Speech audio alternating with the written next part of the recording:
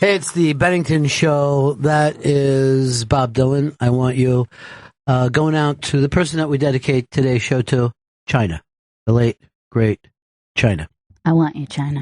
That was the song that she used to come to the ring to, and she will be missed. I was talking to a friend of mine today who blamed her death on the WWE for not allowing her into the Hall of Fame because of a sex tape.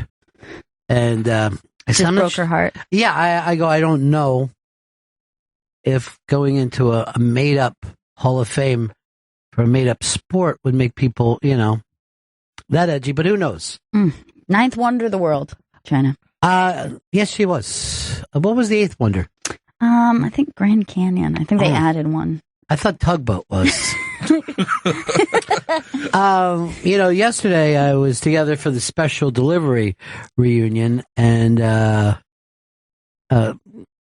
was, and you can hear them every Saturday night on the Virus. Saturday Night Virus. Yeah, it's the Saturday Night Virus.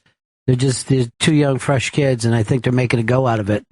But, we didn't have that China news then. It came after the special delivery reunion. You guys could have really gone off on that for a while. Well, I don't believe Sam is doing his show today. He is inconsolable. He's broken. Of course he is. I mean, this is always a shock. You never get used to your wrestling heroes going. And yet you should be, because it happens once a week now. I know. It happens quite a bit. But it never gets any easier.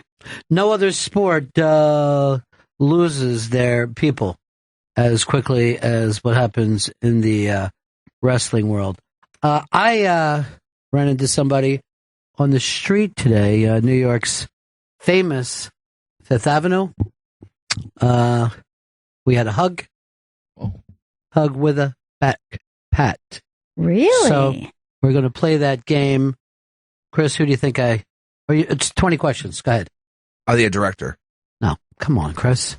Is it a man? Yes. Is this someone that you have interviewed before? Yes. Actor? No. Musician? Come on, Chris. If you don't want to do this, just let me know. I'm throwing the questions out. Yeah, but they're all wrong. Oh. Is this person over 30? Yeah. Have you interviewed this person in the last year? Yes. Writer? No. Comedian? And more. Has this person recently had a Comedy Central special? That I don't know. I'm going to say no. Is this person on TV currently? Yes. Is it a stand-up comic? Are they Jewish? No, I don't think so. Can I take Why? a guess? Yes. Dave Attell.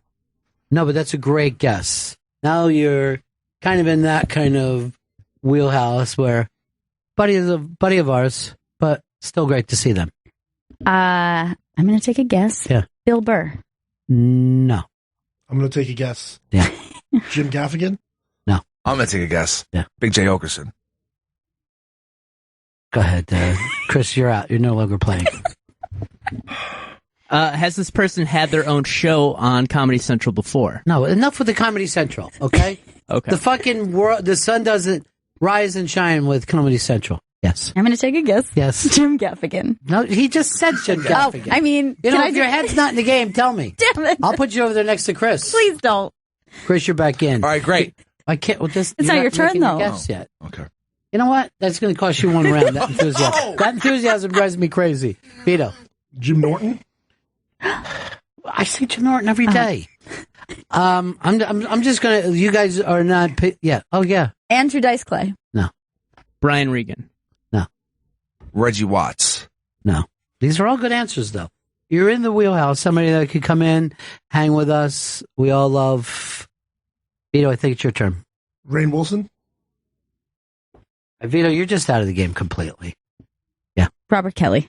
No. Tom Sharpling. That's a great guess. No. Oh, okay. Seth Herzog? No, I think Gail looks like she has it. Chris Gethard. Chris Gethard!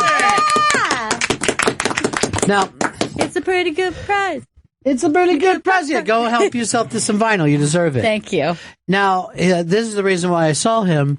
He was going down to 36th Street and then was told by the bus driver, 57th is where we end this line. Oh, come on. Yeah. Give Gethard a break. Take him down. It seemed like they should have been excited enough.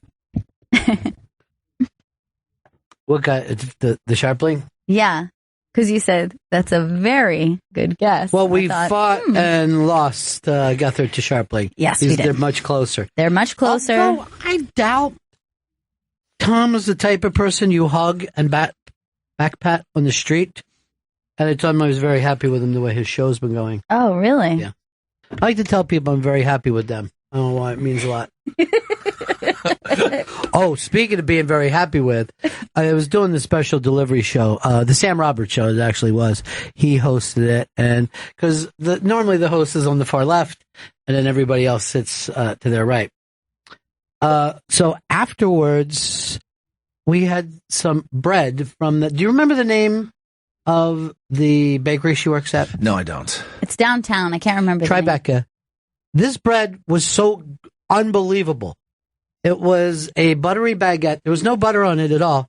And we just pulled pieces off and ate it. And everybody was just... Now, here's the other part. The tax crew, production crew, the second that show ends, high-end begins. They just start high-end. So there... Oh, God. The bread is so good. She had some croissants still. So find out the name of Lily's bakery, because it's amazing. When she brought the croissants in with her, they could make you cry. They were so good. These were even better. This long baguette might have been, I always say, I think it's the Arcade Bakery or something like that. We could tweet it out. But it's the best bread ever. Jason, Panic in Detroit. What's happening? Hey, Ronnie. Just to remind you, the eighth wonder of the world, according to WWF, Andre the Giant. You're 100% right. Wasn't Tugboat. Damn it. Pretty good price. Yeah! It's the pretty good price. It's the pretty good price. Price Closet. We have pretty good prizes. It's the pretty good price. It's the pretty good price. Price Closet. We have good prizes. Jason in Detroit. You win the signed book. You're Better Than Me, signed by Bonnie McFarlane. That's a great prize, Jason. That's a great prize. Well, look who it is. It's Steely Dan, Dan the Man. Good morning. Well, Chris sent this to me today. A video of Dan in the audience of Gimma. Is that what the Gimma? Gimma is what the kids call it. It's Good Morning America. And if you look over to the left, Oh my God! there is Steely Dan in the audience of the next president of the United States, Hillary, just call me Hill Clinton. Now, last week, you came in here just bestowing Bernie Sanders. Why would anyone say Hillary is going to win? All the people are going with Bernie Sanders. And this quick, you're on the Hill bandwagon? What happened? Let me tell you what happened. So, friend of a friend, producer at that show, and they wanted Bernie Sanders supporters in the crowd. Oh, Really? Yes. So, you're looking at him. Are any of you guys independents? I was at one time. See, what happens when we get close to the national thing, after every debate, they just fill it with independents. And then the smart thing to do is, I'm leaning towards Trump, but I'm not sure. So that way they'll bring you back again. You get to do Right. a lot of TV time. Did Hillary turn you today? In the way that I feel like after seeing her up close, Yeah. she's not as robotic as I feel like the media portrays her, and she'll be a fine president. I like Bernie's message a little more. Bernie's message is one of love and forgiveness Yes. and acceptance. But we all know why we're not voting for Bernie. A, he's crazy, and then B, he's not going to live that much longer. You need a president that you don't have to fucking get scared every time they sneeze. That's why I was thinking if he just said that he was going to take Elizabeth Warren as his vice president, everyone would be really excited. Well, it could be the time for that. You know, now we got the Harriet Tubman 2020. I'm calling this the year of the woman, and I'm doing a special. Are women funny yet? And we're going to take a look at Amy Schumer. And Great. forget who all the other stars are. That It's we a look at conversation that needs to happen. again and again and again. Yeah. It's all about the woman. Well, in this case, it's not going to be a conversation. It's just going to be a monologue. It's going to be me talking for an hour and a half. My hopes, my dreams, my wants, my desires, my regrets and fears. Just opens with you singing, "Woman, woman, woman, Harriet, sweet Harriet Tubman. She took my twin there to the end." Did you see Ben Carson said, you know what, the 20, why don't we just put Harriet Tubman on the 2? You know why? Because black men and black women always have fucking problems with each other. They do. That's it, you know? Harriet, sweet Harriet. She's on the bill. Man, she's a pill. Rolling it up to snort coke.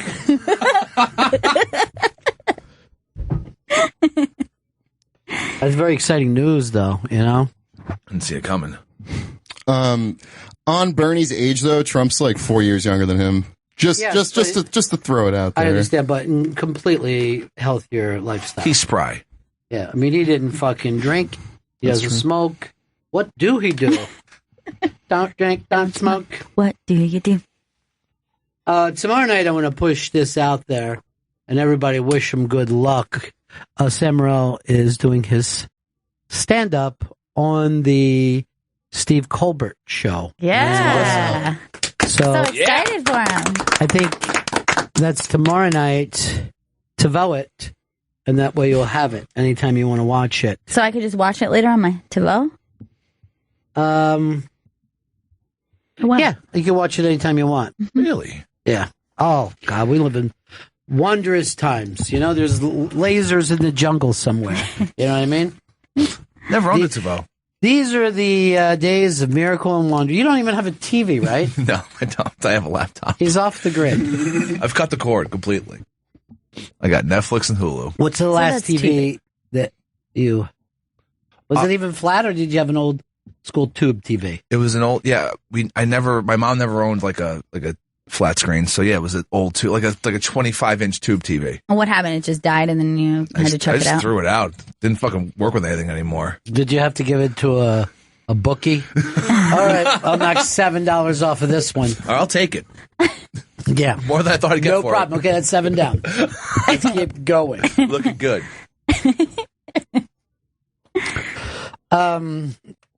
Well, I'm just going to put this out here before we get going because, oh, by the way, another big ESPN firing, Kurt Schilling. I guess he had been warned about his Facebook.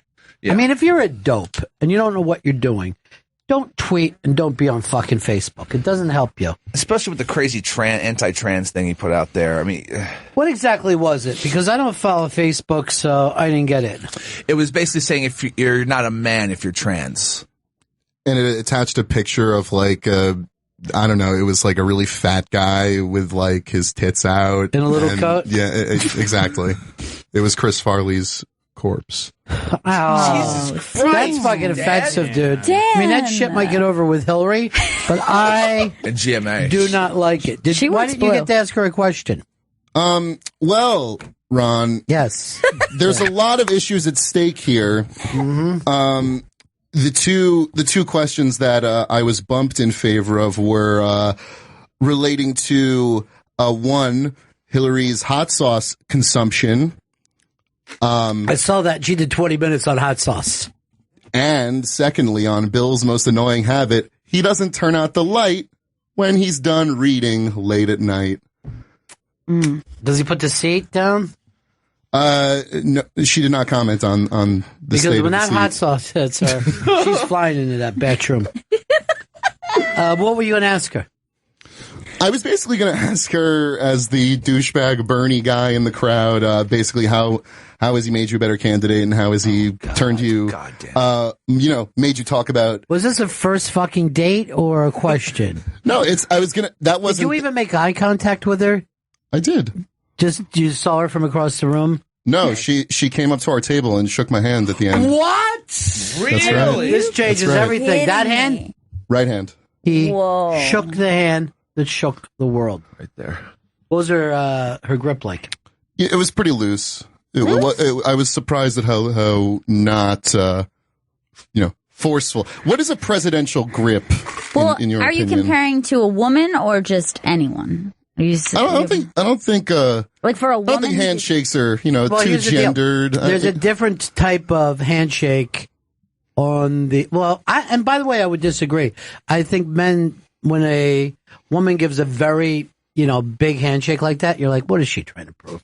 You know what I mean? Yeah. We get it. You're telling me you're alpha. I met a woman last week. She just crushed my hand. And immediately I was like, what the fuck is up with this? Like, what is she trying to say to me right now? Crushed my interesting. hand. Now, the thing is, when you're on the campaign trail, you might be doing 2,000 to 5,000 a day. You don't want to fucking have 5,000 fucking tight grips a day. It's not, it starts to beat up on the old hand. She's got to pick and choose who she puts a grip on. But you build up, muscle fibers when you work out the muscles. No, just the opposite. When you're gripping like that all day, it starts to throb. Shrink. It starts to throb. It starts to be a breakdown. It's nothing you want to get have happen to you. What about this lady where you're just kind of taking the top of the hand gently? Well, you know how we talk about people like to hug? Yeah. So Tony Hale comes in. I throw the hand out to him. He keeps walking, went in for the hug, and now I got my hand in between me and Tony Hale. While he's got his arm around me. Just a weird little hand. Hugging has replaced the handshake. Yeah. That's just like any of his comedic characters that he would do that. Well, look, if you tell me would I rather meet Tony Hale than Hillary Clinton? Yeah, not even close. I don't see her going around lighting up the world of situational comedy. I can't talk to her about theater. I just can't. Yeah, you had a nice theater talk with her. I know, huh? we did have a nice little theater chat. Yeah, it's good. But then I saw you down playing your plane. I'm like, that fucking play's done. Why are you acting like, it's a third and fourth thing? It's done. All right. Oh. It's all right. I have a fantastic play. I have a soon-to-be award-winning play I'm very interested in right now. But, I know. It's hard to say to somebody, no, I have a great play. No, it's really good. But you shouldn't say, I don't know if it's any good. It stinks. It's wrong. It just really stinks is the problem with it. A lot of people aren't happy, just like Jennifer Aniston, the picture's up on the iBank today. She's made the most beautiful woman on earth. Again. I mean, this is her. I mean, she's 22 years into her deal. Yeah. She was famous as a beauty 22 years ago. And I'm going to tell you something. Let me see the pic there. Because I'm still looking at Kurt Schilling. His keyboard's locked. Computer froze. Vito never has a good day in that corner, though. I know. I don't know what to do with him. Well, I think it doesn't make sense. What doesn't make sense? Two people working on one screen. Should we just put Chris Can we on have it? a double screen? I don't think so. Anyway, all you got to do is take a look at the young lady, and she's still a killer. Yeah, she's 47 years old. 47 years young, I like to say. That's good, because then you don't have old even in the... But it makes people cringe. They're like, what does he mean by that? That's not how we say it. No one ever says she's 5 years young. I thought Inside Amy Schumer was going to win it since her show reboots tonight. She seems to win everything these days. She's on top of the world. Yeah, and she don't like it. And people are just trying to knock her down. Yeah, she said, I don't like being on top of the world. This isn't fun. It's uncomfortable. And I don't know whether I believe her or not because she still promotes. But she said, boy, this isn't too fun. But that Jennifer Aniston is a real looker, huh? Oh, yeah. She hasn't aged. It's weird. Or like it's not that she hasn't aged at all, but she's doing it very well. You know, it's What like was her name on the show? She wasn't Rachel. Phoebe. Okay. I'm going to go out today and get myself a Rachel haircut. Oh, yeah. What do I got to do? What do I got to do to get the Rachel haircut? You just go to the salon. Do I got to take my glasses off the top of my head? Because that'll just be a great accent for the Rachel. Just cut around them. Yeah, the Rachel. That's the big thing. Can I get the Rachel, please? I think, honestly, her shaking the Rachel is what really brought her up to the top as world's most beautiful. I didn't know that. It's almost like in the movie when the nerdy girl takes off her glasses and they're like, she's beautiful. God. Yeah, I like when nerdy girls take off their glasses and let their hair down. I feel like I discovered them. Oh And then what I also like to do is take beautiful girls, put thick glasses on there, put their damn hair up, and go, look at you. You're not shit, are you? Fucking nerd, aren't you? I thought you were beautiful. You look like some kind of geek to me. You're a goddamn mess, lady. Oh, Those but glasses on. now, do you know how to go over and could we watch a Periscope on the computer? Yeah. Yeah, we could go to So go over to Eric Nagel's. They're about to take off, and he is going out of his way to show us, so we can watch him take off right now on the Periscope. Very screen. cool. Yeah, it's kind of fun. It's connecting. Well, who's sitting in those two seats? Those seats are, it's like Paul and Roland. And this is from Eric's phone. Okay, so Eric is trying to be quiet about it. So we're just having a quiet Periscope. Right. They look like they're all trying to Periscope each other. And there's a third person, but he's not with them? Yeah, it looks like there's a woman sitting next to them who's just trying to read. All right, there's outside the window. We're pulling back. They're just taking off right now. See if Eric can get up and walk to the front of the plane so we can see how Opie's doing in first class. Sir, you're going to have to take your seat. Yeah, I just have to talk to my friend after we land. Oh, there's a nice close-up.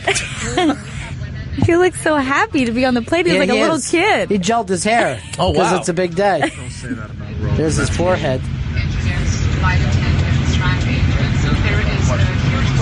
Guess you really can't get that phone far enough away when you get the seat in front of you. Well, yeah, that's true. There's no room. But everybody loves Sex Bagel. You mean Hawk? Uh-oh, looks like he froze. Oh. Either that or there's trouble on the plane. Oh, no! I hope they're okay. When I was talking to Lily yesterday, she's a Muslim, and she was saying that there's 3 people in her family that are have a cell, and they're planning an attack on America. Really? And I go, I don't think it's going to work, you know? I just don't think it's going to work. Is she going to try to talk them out of it, or? Well, she doesn't speak Albanian, so there's no way for her to talk them out of it. But she does bake good bread. So that's done. He's he's just frozen. I guess you can't be up in the air periscoping.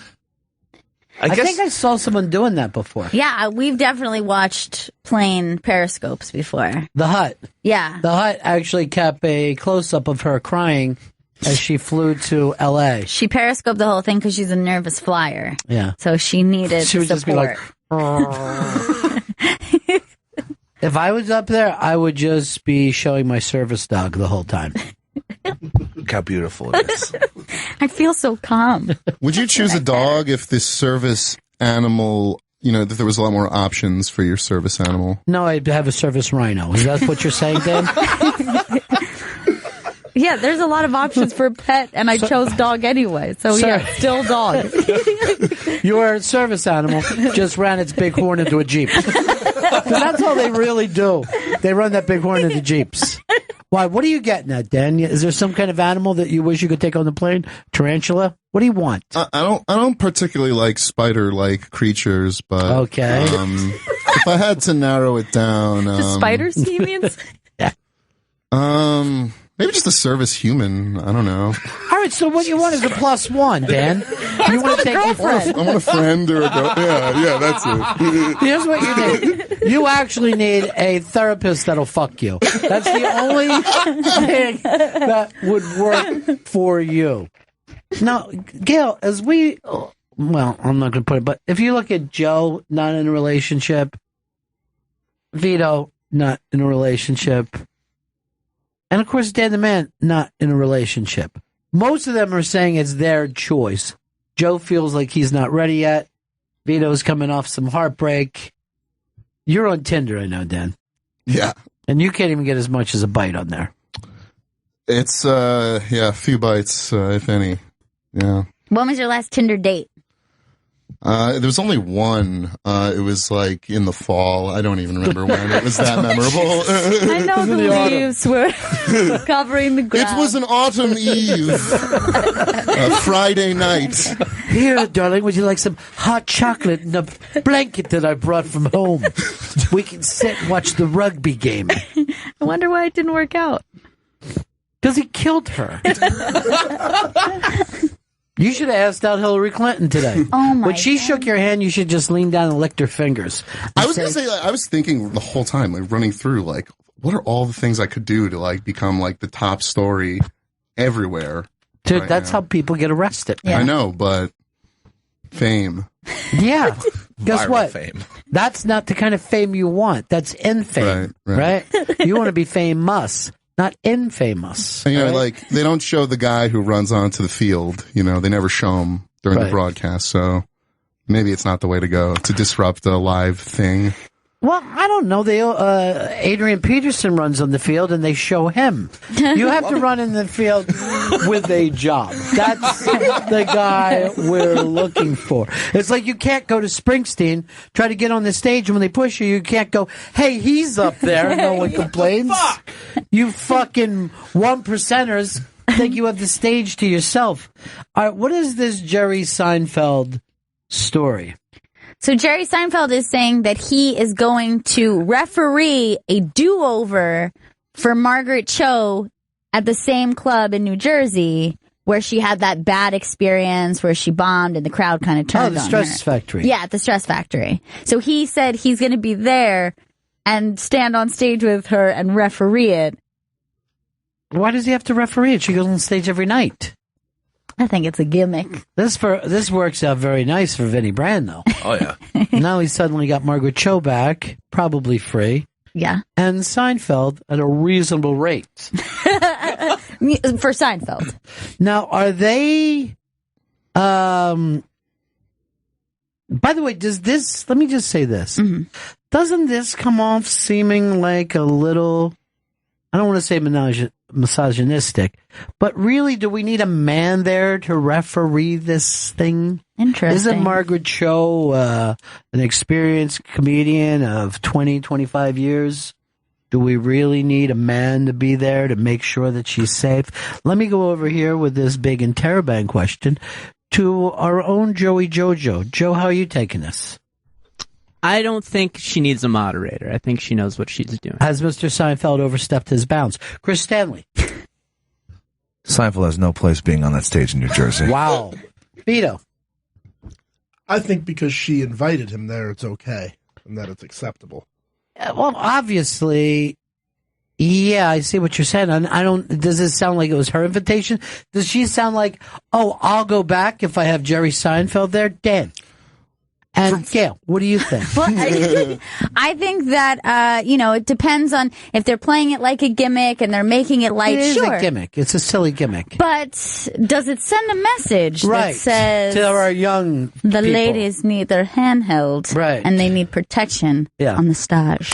It's like a lot of times your dad will say, hey, make sure you stick up for girls because they don't have a cock and balls out there. Right. You know what I mean? Like the first part sounds nice. But then you're going, oh, are we adults or are we children? That's the question. I, for one, will not be attending that night because it's in New Jersey. And maybe we could try to get every show that they have planned canceled. We should go out of our way to make the Seinfeld show taken off I guess TBS. I don't know where else it is. No more reruns. It's everywhere. Hulu. Stop the syndication. By the way, Julia Louis-Dreyfus yesterday. Was it yesterday? Yes. Yeah. Beautiful. She's gorgeous. Yeah. Oh, but that interview they were going through. Oh. But it was like this. This was the entire interview, and I'm not making this up. The worst thing about a steakhouse is... Okay. Geez, I guess, just not very good. My vegetables. favorite animal when I go to the zoo is... I guess that would be a tiger? If I had to go back to school, this is the class I would hate to do. They went on like that for like 20 minutes. 20 minutes. It was fucking... Like, you know how sometimes you'll see that in the back of Vanity Fair or whatever, and you're like, oh, that doesn't look annoying. It's easy to read as to see it take place. It was very uncomfortable. Madness. Particularly, I think, questions that you weren't even prepped for, because sometimes she would say, God, I don't even know how to answer that. I know. Like, she definitely wasn't prepped. Yeah. There was no preparation that took place. And this always gets to me. You wouldn't do that in real life. Like, imagine Dan's out on one of his Tinder dates. Oh, yeah. And he just starts doing that kind of fucking fill in the blank thing. One class I wouldn't like to take in school is... I don't know. Jim? I don't know what I'm doing here. I don't understand what you want. How did from we me. match on Tinder? It's like the Mormon toothbrush question. Mormons have like a couple, I don't really understand why, but they kind of have guidelines to like going out on a date, like the kind of stuff that's good to talk about, religious young ladies and gentlemen. And one of the questions they say is ask them what color their toothbrush is. And to them, that's like a very intimate question, but it's not risque. I couldn't tell And you it's what like, the color of my oh, toothbrush is. I would I say know. this, if I was a Mormon. Does your toothbrush match your drape? Huh? You know what I'm talking about. What I mean. Wink. I never heard about this. Where did you find it? In the Mormon handbook you're reading? It was an article that was kind of just explaining different quirks about the Mormon religion and some of their I'll tell you this. customs and cultures. That's a strange ones, though. Don't you think? Yeah, and I think what started it is I was like reading one of those kind of things like, you're Mormon if, I don't know why, I don't know, you get stuck reading weird things, and then you're like, I'm going to see this through, I don't know why. BuzzFeed does shit. And then they're like, if you've ever asked someone what color their toothbrush is, and I was like, okay, I got to know the answer behind this. So then I Googled it. Oh. And that's what came up. It's like a very common question that they say, like, when you're meeting a pretty young lady and you go out for sody pops, ask her what color her toothbrush I don't want to Ralphie May this, but fuck a Mormon. You know what I mean? Fuck a Mormon. You just can't act like Jesus went to Salt Lake City and fucking get away with it in my book. Because I even seen the Pope go, what are they talking about? Why would Jesus go to Salt Lake City? We normally don't ask this of other religions, but you're going to have to show proof for that. Apparently, I'm gonna need proof. Their big difference in belief is that after Jesus ascended into heaven, he somehow went falling back into Earth, into North America, and became friends with Indians, who forgot to even write it down. They thought he was a dude. All the Indians were just looking at him saying, what language are you speaking? Or if he was mortal at the time when he fell back down to earth in the Mormon belief. So now you're believing. Now you're with them. See, I just want to know what the hell's behind this Yes, thing. he always, when he comes back to earth as Jesus, Jesus is immortal with just a bag of tricks, So you fall from the sky, land on a big trampoline. Is that what you're asking? something? We're talking about Jesus, Dad. He's disrespectful. He's not a fucking gymnast, Dan, okay? He's the son of God. Yes, exactly, Chris. 100% true. All right, Joe had a question because we were talking about school. And we'll just ask it straight out. It's your big interrobang question. Okay, so which grade do you guys think you could breeze through at this point in your life?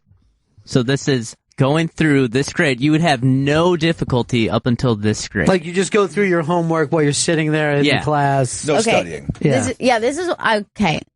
I just have one question. I hate to be that person who wants to ask specifics, but does this include lessons and then test, or are we just pretty much like thrown in? You're the Billy middle? Madison. You're Billy Madison, and you're acing everything without having a problem in life.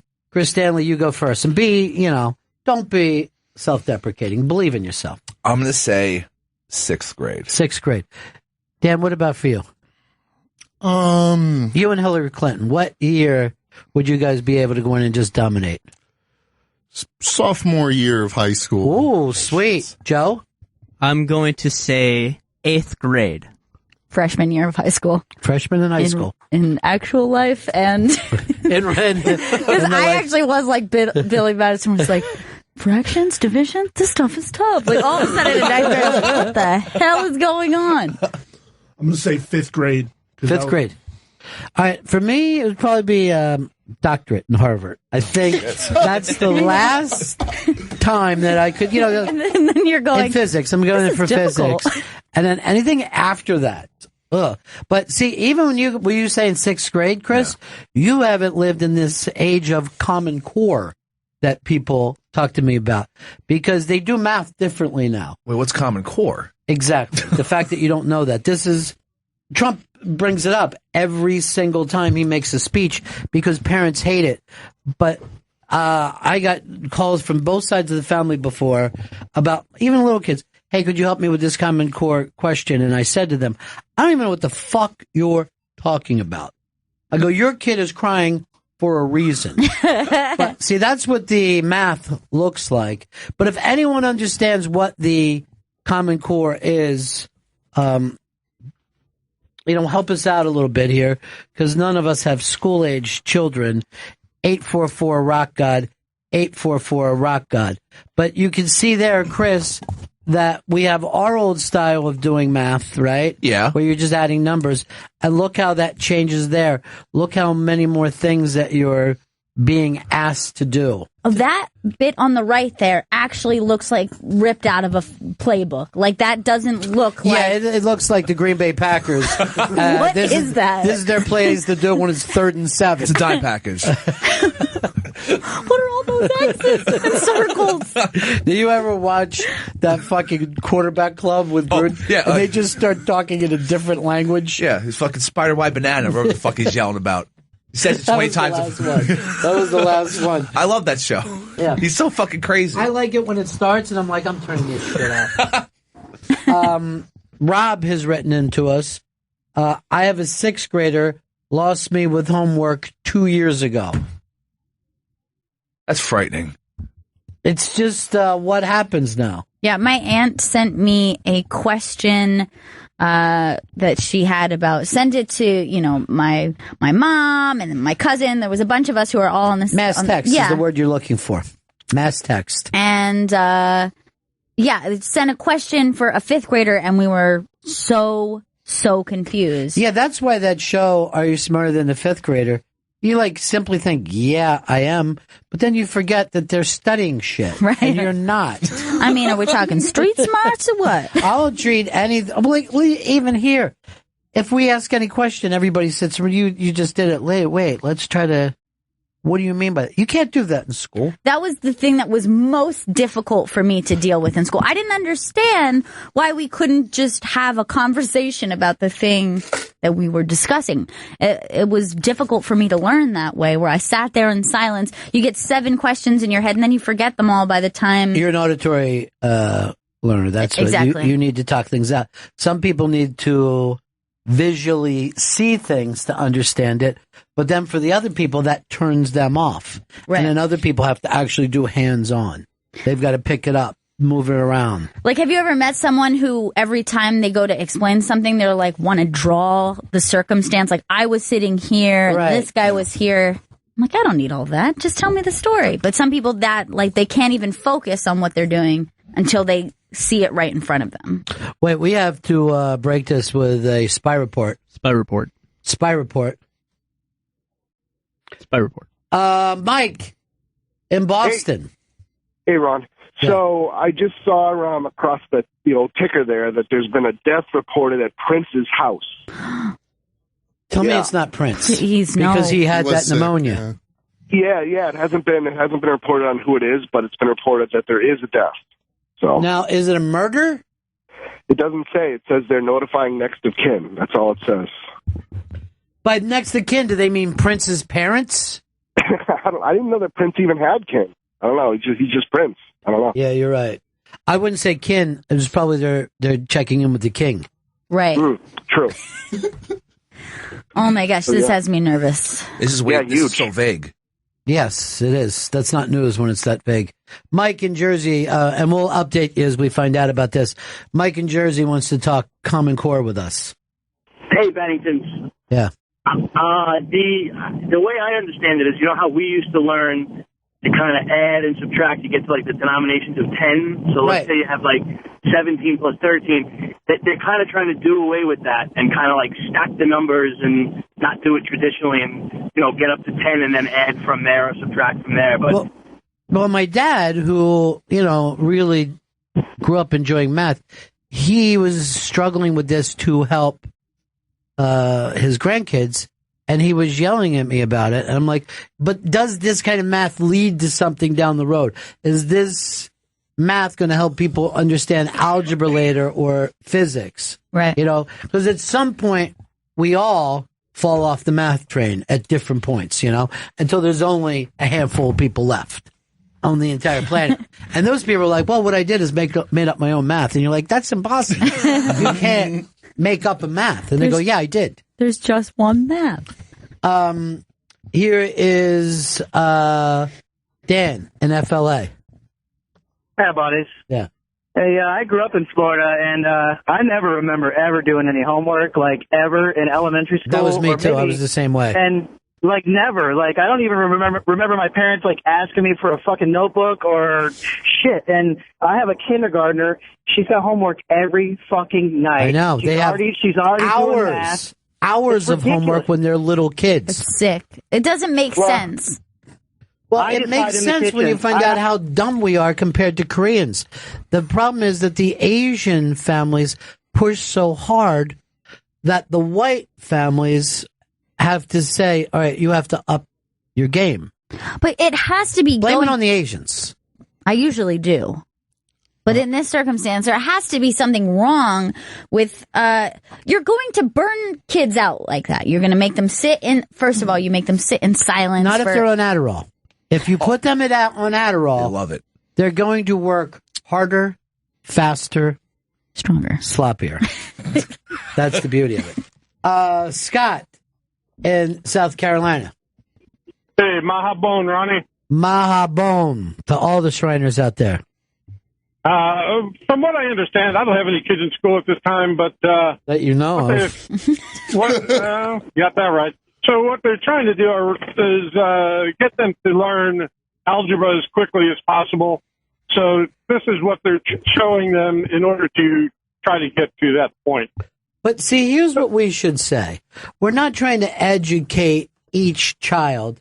We're trying to pick out the good ones, right? To find the Harry Potter magician. Right. So if the kid doesn't catch on quickly, he's not going to be a scientist. Then send the rest of the dummies back there and let them use their phone. Don't let them use the calculator on their phone. Like the rest of us do. Yeah. Now, and you look at it, here's the people who are developing it are the folks that are education majors. Education majors in colleges have the lowest SAT scores. Well, there are certain people that just love the academic life, that they get there and they get in college, you know, they get in some nice, beautiful college, some pretty place, and they go, how can I keep this going? This is nice. I get to sit around and talk about ideas. You know, well, there's always somebody here to cut the grass. There's plenty of trees. There's parties. You know, we get a lot of shows. I get that. But at the end of the day, you're like, is that what you really fucking wanted to do your whole life? Is just stay in school? Lounge. Well, even the people I know who went into being elementary school teachers or middle school teachers, I feel like they never really thought that they wanted to be out of that world. Like they were comfortable with, school year starts in the fall, summer off. It's very understandable.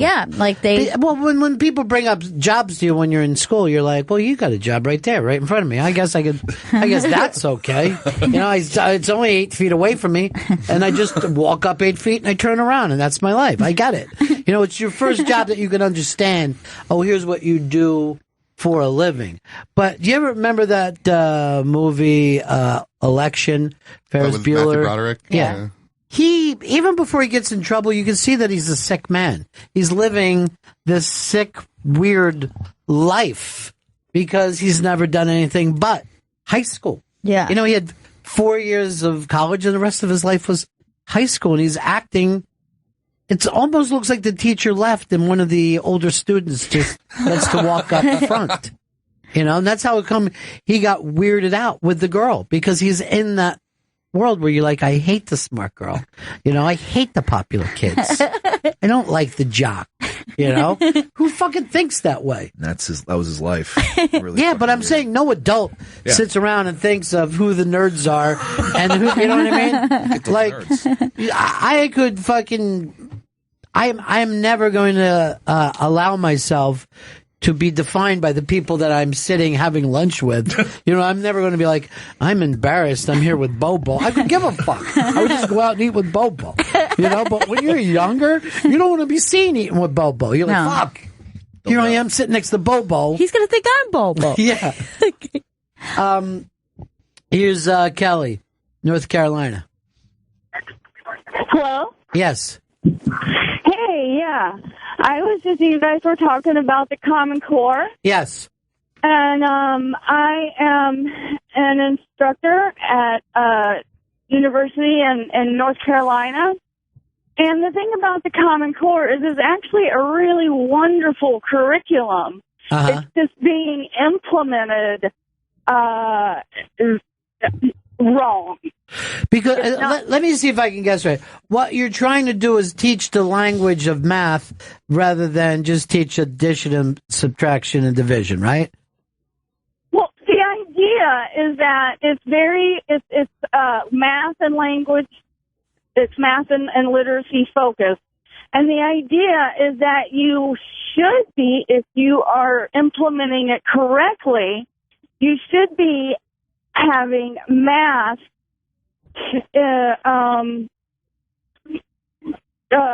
math experiences that are meaningful for children. Right. It's all completely out of context, and they're like, well, what the fuck am I going to do with algebra? But if you teach them to it in context, right. And make it meaningful, and that's the spirit of the Common Core. That, however, is not at all how it's implemented across the United States. Well, because you have school teachers who don't quite get it, teaching it to children who don't get it, and parents who don't get it. I mean, to kind of redefine the way that we're doing math is probably going to take at least a generation. Yeah. These are the people falling on the fucking bayonets. But it doesn't bother me because I don't have a school-age kid. But if you did, that's all you're thinking about. You know what I mean? You're like, fuck, this fucking Common Core. I don't know, the kid's crying. He says he feels like a moron. I can't watch my TV show because he's not done his Common Core. My whole life is fucked. Like, people think, oh, the kids have fucking homework. The parents sit next to the kids now. It's like the whole family sits there and does homework together. That sounds exhausting. If you have a friend who suddenly has children, that's it. You can't be friends with them anymore because they're too caught up in this kind of shit. And you're like, I'm sorry, but this is over. This whole thing is not happening. But we were hanging out before. Here's Brett in PA. Hey, what's going on, Bennington? Hey, man. Well, today's actually a testing window here in Pennsylvania. So the nice thing about the tests in Pennsylvania is that it doesn't matter what grade level you might be on academically. A lot of the kids that we get are pretty far behind. You have to take the assessment of the grade level that you're in. So I was in a classroom just this morning, and a kid looked at me, and he just said, "What do you want me to do with this?" Like, he had no idea. All right, I gotta stop this. Fucking TMZ is reporting that Prince is dead. No. This is unbelievable. Jesus, no. No, I cannot believe it. 57 years old. How is this possible? They found him early Thursday morning. Oh, my God. This is so heartbreaking, dude. This is stunning. I guess this is from that weird flu that he had to land his plane from. And I remember even we put up on the iBank that the country is too fragile right now to lose another genius. God, this is unbelievable. He did a show the next day. That was April 15th when he had to land the plane. My God. I cannot believe this. I cannot believe this. How many, how many true, it's hard to even understand, but how many true musical geniuses do we even have left? 57 years old, he gets the flu, and he's gone. That makes no sense to me. I can't even process this right now. I cannot even process it. What a horrible year so far for music legends. It's insane. Yeah, it's insane. And God, hey, I'm like totally stunned to hear this news. Totally stunned to hear this news. The guy who at least for over 30 years has been head and shoulders above everybody. Like the only person that, like back in the 80s when people were like, Michael Jackson's the greatest entertainer of all time. Then you're going, yeah, but Prince is the same age. You know what I mean? You got to be, if someone would said to me, who do you want to go see at any time, Michael Jackson or Prince, I would always chose Prince. Yeah. Jesus. This is stunning news. Not only just like a great artist, a phenomenal musician, such an incredible guitar player with a talent that I really don't think is matched by anyone. Dude, remember, wasn't that long ago that our buddy from TMZ just caught him like walking outside the hotel and he had a cane? I mean, almost any time that Prince showed up in public for any reason, everybody was like, oh, that's the fucking coolest. You know? He still had that incredible mystery about him, like where it didn't, most people you just now see as regular people, but Prince, that's a whole different scene. Like Prince, you had no problem at all, even when he was young, of thinking of him the same way you thought of Dylan or Jimi Hendrix or Jim Morrison. Yeah. I mean, he was mythology right from the get. And in the, kind of musically dead 80s, he was just phenomenal.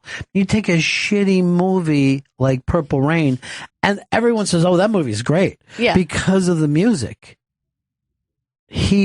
And you can't take your eyes off him. No. That's the other thing about him. He's just so electric. I can't believe it. I'm in complete shock. Me too. I'm totally heartbroken to hear this. Yeah, I can't even get around to heartbroken. You know what I mean? I'm literally just stuck in the shocked world. Shocked. I didn't even like the idea the other day just hearing that he was sick. That seemed over the top to me. Somebody should have been watching him full time. What's going on? 57? 57 years old. No other details but that so far. What details do I need, Chris? This is the same way, No details is going to make me feel better about this. No. You know what's weird is just recently he was just really getting back into like going and doing a lot more live performing. I mean, he was at the Highland Ballroom with secret shows just a couple years ago. I never saw him. He was the greatest, man. I cannot believe we talked about that with the Super Bowl, that his Super Bowl crazy show is better than most people's entire career. That he went out and did whatever you get to do, 13 and a half minutes. Yeah. And crushed it. Me and my friends constantly talk about that. As you know, when you're talking about best nights with your friends, we actually talk about that night and how crazy we were all going for that performance. I feel like I should be hanging out with your friends more. No. Because, I talk to Chris and he's always back to the same thing. Just cheeseburgers. We lose Prince and Bowie in the same year. I mean, we're already living on a planet where we don't have Michael, I'm just thinking of Miles Davis anymore. And now you're telling me that we've lost Prince? No, I can't even let this one end. This is the same thing that you like if you told me that while we were watching that Periscope, if Iraq's plane went down, I wouldn't be able to understand it. Nothing against Iraq, but I'd rather have that plane go down than lose Prince. And I hope he doesn't take that the wrong way. He can't. No one would. It's Prince. Honestly. I would fucking shoot Chris right now if I thought I could bring Prince back because, and there's no offense, and even though I love you, yeah, you give nothing to the world. I'd want you to put a bullet in my head. Yeah, please let us know if that's an option because, of course, someone get a gun. Do you know that this is really weird? This weekend is Moon Tower, right? And Maya Rudolph is doing that show she calls Princess, where she just does Prince songs through the whole thing. Oh my God. I mean, this is the way people think of Prince. This is not even, there's no place to even put this. No, it's in a realm of like absurdity still right now. It doesn't make sense.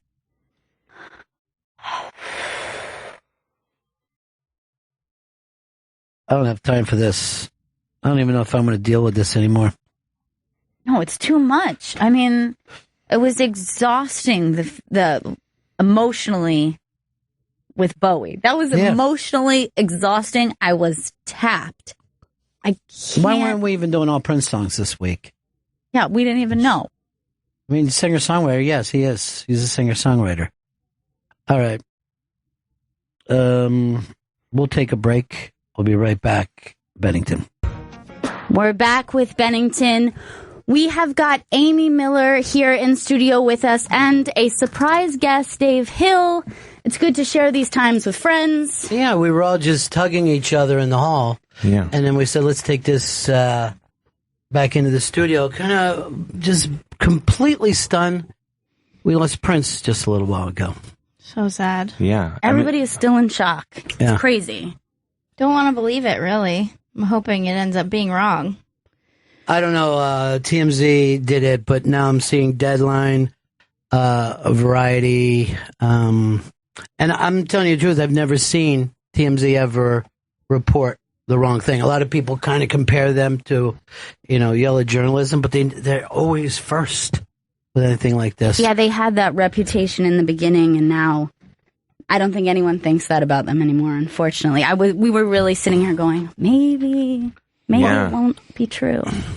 Well, only one of us really understands what it's like to write and perform music here. It's Dave Hill. And Dave, Prince is one of the, no matter what kind of ranking you're doing, he's somewhere at the top all time. He's the king. I mean, I wasn't trying to make a pun. Prince is the king. But just across the board, like an incredible songwriter and performer, and even guitar alone, like he's amazing. He was great at that, like usually someone who's doing all these other things so great isn't a ripping guitar player on top of that, but he was. I was I mean, I'm blown away by a million things about him, but just the fact that, like, oh, you're insanely good at guitar. Like, he didn't need to be that good at guitar because he was already, like, supernatural in all these other categories. And an amazing dancer, too. Amazing dancer and dresser, like, just his style. Like, never did not have style at any point. And just, like, the definition of sexuality and sex. I mean, as a kid, it was like my first experience of being like, oh, okay, that's what sexy is. I get it. Like, Here's the other thing. He also never looked like he aged. Like, a lot of times when somebody dies 30 years after they broke, we're like, oh, you know, he got older and blah, blah, blah. Prince looked exactly like it was 1982. Yeah. All the time. Yeah, that's even a few days ago when he had the flu. It even seemed like he can't get the flu. I know. Me, he's Prince. We were literally just talking about that a couple days ago. So he had been sick. Yeah, he had some weird flu in his plane, and he's touring, and his plane landed an emergency landing, and they rehydrated him or whatever. And, you know, he went back out and did the show. But I didn't expect this. I didn't expect to see this one coming. You know, here's the other thing with Prince. That first album that he did probably came out in 79. He played every instrument on that. And he must have been like 20 years old. And Jagger calls him right after. Jagger's like, hey, we're coming to the States. You should open for us a couple places. Like, literally, rock stars were immediately recognizing, you know, whether it's Smokey Robinson or whoever, everyone got him right away. Even before Purple Rain, everybody that knew music and knew this whole thing was like, oh, this kid's the real deal. Yeah, and he plays so many things live too. I mean, I saw him at the Oakland Arena a few years back, and he would be like playing the piano with one hand, but still wearing the guitar, and also doing some really cool dance moves. Like, just incredible. Anyone I know who's seen him say, "Oh, the best show I've ever seen." Right. Yeah. Mm-hmm. By far, Prince. And then you would just look up and he was wearing like a bikini or something. I'm talking the old days. You're like, what is he doing? What's that? Where did this strangeness come from in the middle of all this? Because he could have easily just locked into a mainstream thing. You know, never interested him. Never interested him. Yeah, it was like the next, it's like Little Richard times 50 or whatever. And then like as all this, he was doing all this, then he's like, you know, getting the most beautiful women at the same time. And, you know, I remember he came to Cleveland when I was, I don't know, a kid or something. And like people would be like, you just hear, you know, it's pre-internet, simpler times. And people like, Prince got a blowjob on stage in front of 20,000 people. And you'd be like, wow, I guess it happened, because all I know is the kid in the desk behind me said it. So it's true. All 20,000 confirmed. Well, I know this story from a friend of mine, one of the, you know, just a stunningly beautiful girl. And this is like back in, I guess it's either late 80s or early 90s. And she's out in LA, and Prince sees her at a club and, you know, picks her. And she goes home with him. And we're all like, what? What happened? And he gave her matching pajamas. They both were wearing matching silk pajamas. He took some time to smell her, and then they just curled up and slept. And that was, you know, a Tuesday for Prince. Love it. Yeah, man. The luckiest woman alive. Free gifts. So perfect. Because no matter what he did in there, you could think he did the weirdest stuff. Like, that trumps that as being a way more wild story than if there was an orgy. Exactly. Right? And you know what we said to her? It was so weird. Do you still have the pajamas? Like, did they have to give the pajamas back? Are these just pajamas that he hands out? It doesn't surprise me in a way. It feels like a lot of those people like him and Bowie who are so like hyper sexy also just probably aren't having orgies constantly. Not every night. You know, there's some nights you're just like, no orgy tonight. Sometimes it's nice to just throw on some pajamas. And cuddle up. I would have done it if he asked me. I would have done it. The pajamas or all the way sex? No, not the sex. Dave, yes, you would. No, I wouldn't. Come on. It's not an interest of mine. With Prince? No, I'm all right. make out, maybe. Yeah, sure. Yeah. No, Father. Go for it. I've just opened a whole can of worms. But well, you're always fighting that reputation, so it's more difficult. right, for you. Why invite it? I shouldn't. But well, our producer Joey, you are from Minneapolis. Yeah. So I can't even imagine the kind of stuff, because he never really left. He always kept a place there, right? Yeah, he always was in the area and in the scene there all the time, and like we could look at him, and all of us living and growing up there would be like, yeah, we don't have much, but we got him. You would see him around town? We wouldn't see him around town, but he was a would, mystery. Yeah, he was a mystery, but he would still like show up at random events, and you know, he was a giant Vikings fan, so like people would see him at games just watching it randomly. He came out with this really weird song in 2009, which isn't like even objectively great, but is so Prince that it's so weird that he would release this while we were going to the playoffs as like, oh, hey, I'm going to help you guys. Right. I'm going to help you guys win the Super Bowl this year. Find that thing with him just walking out at a basketball game this year. Yeah, that was not too long ago, Yeah, right? it wasn't too long ago. But did he have like an army around him? It seemed like he always had one large guy. I don't know whether you've ever seen that thing where it was a James Brown show, and he brought out Michael Jackson, and then after that, they called out Prince, and his bodyguard just carried him to the stage. It's like the greatest thing. But this is this year, right? Oh, this was in Oakland, right? Yeah. And that's just Prince. Oh, yes. With that beautiful fro, walking out with a tiny cane that he's not even letting hit the floor. It's incredible. That's rock and roll, you know? This is rock and roll when you couldn't get too close to the stars. Like, you didn't know what they did. They weren't tweeting. You weren't following their Instagram. Yeah. It was hard for you to understand where they went. They didn't even seem like mortals Oh, anymore. yeah. He was definitely on that kind of level, like mysterious and kind of ethereal in a weird way. Dylan, Hendrix, all those things rolled into one. You know, he's Motown. He's 70s funk. I mean, he's everything that he ever heard before, but he is the closest thing that we would have to that thing where you didn't understand where Elvis went at night. You know, it was too big for people to take in. And yeah, which is great. Like, you shouldn't know where Elvis or what Prince. Yeah. I interviewed Ronnie James Dio once, which I know is in another realm. Right.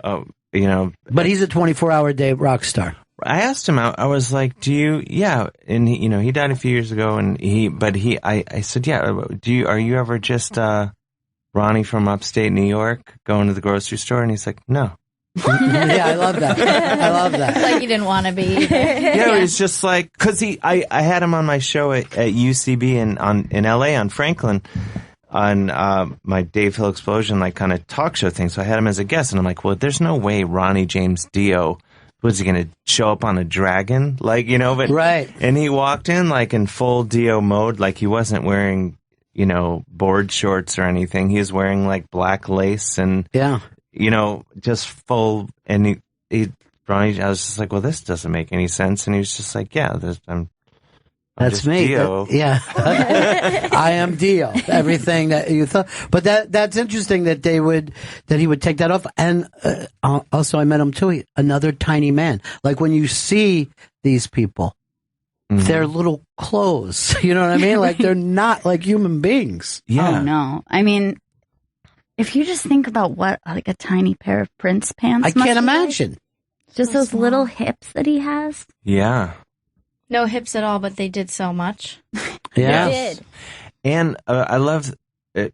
There was that thing a few years ago after George Harrison died. There was like a big tribute show with like Tom Petty and all the usual suspects. And like, what is that? I hope I'm getting the story right, but like, Prince was available, and like Tom Petty and all these people were just like, whoa, I don't know if that really fits with what we're going for. And apparently George Harrison's son was like, no, Prince is coming out and playing the solo on While My Guitar Gently Weeps, and comes out, and like, apparently Prince knew like that the other guys were like, "Well, it's kind of not what we're going for," and he shows up, brings his telly out, rips like the craziest solo ever, then takes the guitar off and just whips it in the air. You never see it again, and he just walks off stage. And he did the same thing. He did a similar thing on Jimmy Fallon. He played Kirk, the guitar player from the Roots. He borrowed like this vintage like Epiphone guitar of his and played it and like whoosh, whipped it in the air and walked off and broke the guitar. And I think if anyone else did that, you would strangle him. But you're like, well, yeah, he's Prince. Of course he can throw my vintage guitar in the air and break it. It's great, man. We're hanging with Amy Miller and Dave Hill. You can see Amy tomorrow, Friday, April 22nd at 10 p.m. at the Creek in the Cave in Queens, New York. Go to creeklic.com for more information. You can also see her this Sunday, April 24th, 8 p.m. at UCB Theater East in New York City. Go to east.ucbtheater.com for tickets and go to amymiller.com for all additional dates. And you can check Dave Hill out at the Goddamn Dave Hill Show on WFMU Monday nights at 9 p.m. And you also have a new book that's coming out May 10th. May 10th. And I'm going to come back and bother you guys for the long haul. Dave Hill doesn't live here anymore. I went out to get Amy in the lobby, and she's in Sirius as this thing. So there's like 100 stations trying to run around and figure out how they're going to break this on each station. And some of these, stations are voice tracked or whatever at the time. So there's just mass panic. Yeah. And then Amy's just sitting in the middle of it like, I hope I'm not in the way here. Weird place to be. Well, yeah. Yeah, and I seconds before I ran into you guys, just found out. I turned around and see you. I was just like, well, and you were a good surprise, so it's a lot of a mixed emotions. And I and on a totally different note, I have to go. So my dog, my puppy, does not find out, but without you there, find out on her own. We don't know, but she's been pent up for too long, and I have to do the right thing. Well, thanks for popping in, man. I really appreciate it. Glad we bumped into you. Nice to see you guys. I'm sorry it's under these. We'll see you again soon. Circumstances. Yeah, May 9th, right? Yeah. Is that where the plan? May 9th. See you then, man. All right, Bye, thank Dave. you guys. Take care. See you. I'm gonna sneak out. Yes. Get out of here. He's so polite. He wasn't even sure that he explained to us that he was leaving.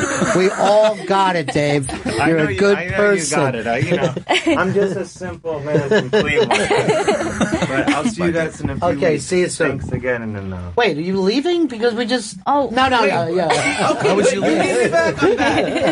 All right, see you soon. I'll have fun. All right, take care. Prince died. How are we going to have fun? I know, it's too sad. It is too sad. I also just want to clarify amymillercomedy.com, mostly because that's the name of a porn star. So you can go. Okay. Yeah. You can go and you're going to enjoy yourself either way. Yeah. All that time I thought that was you, and I'm like, she is crazy. Let's get her in here. She's so nice when she stops by. Look, man, there's the VIPs running around wondering how they can get people on.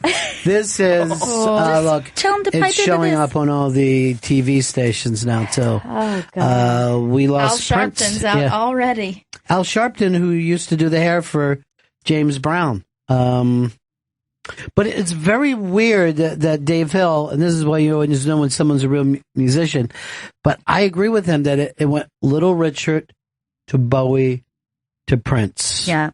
And then I don't know who gets the handoff now, and that kind of, is he a man? Is he a woman? Is he straight? Is he gay? Because I always love that aspect of music.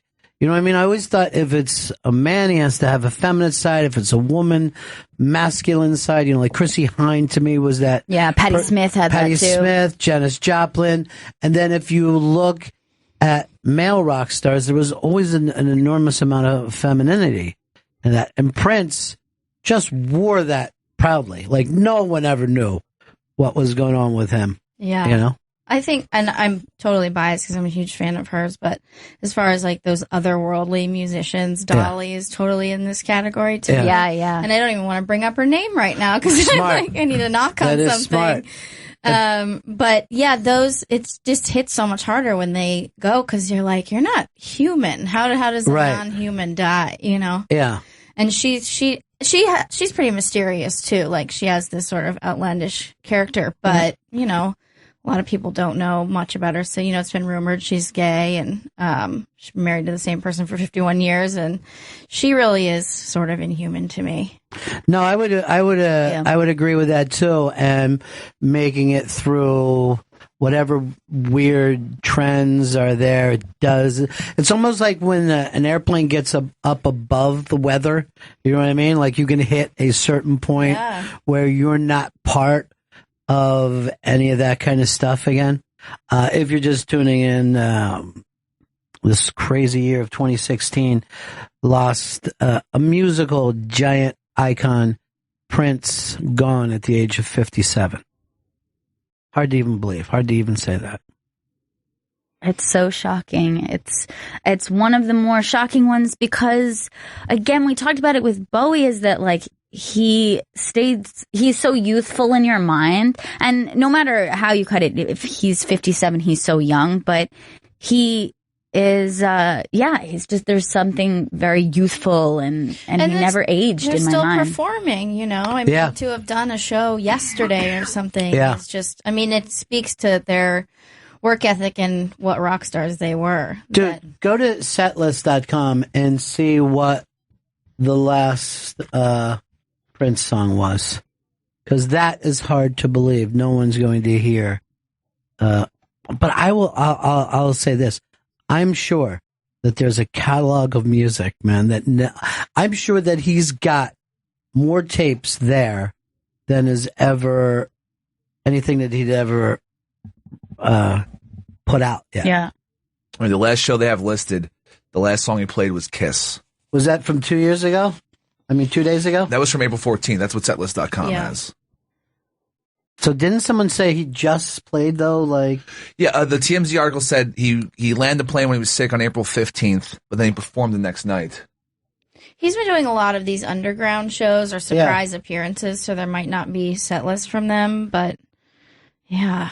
I cannot believe I've never seen him live, and was just in a conversation about it, like, oh man, I can't believe that I've never seen him. I got to figure out what he's up to, you know, this next year.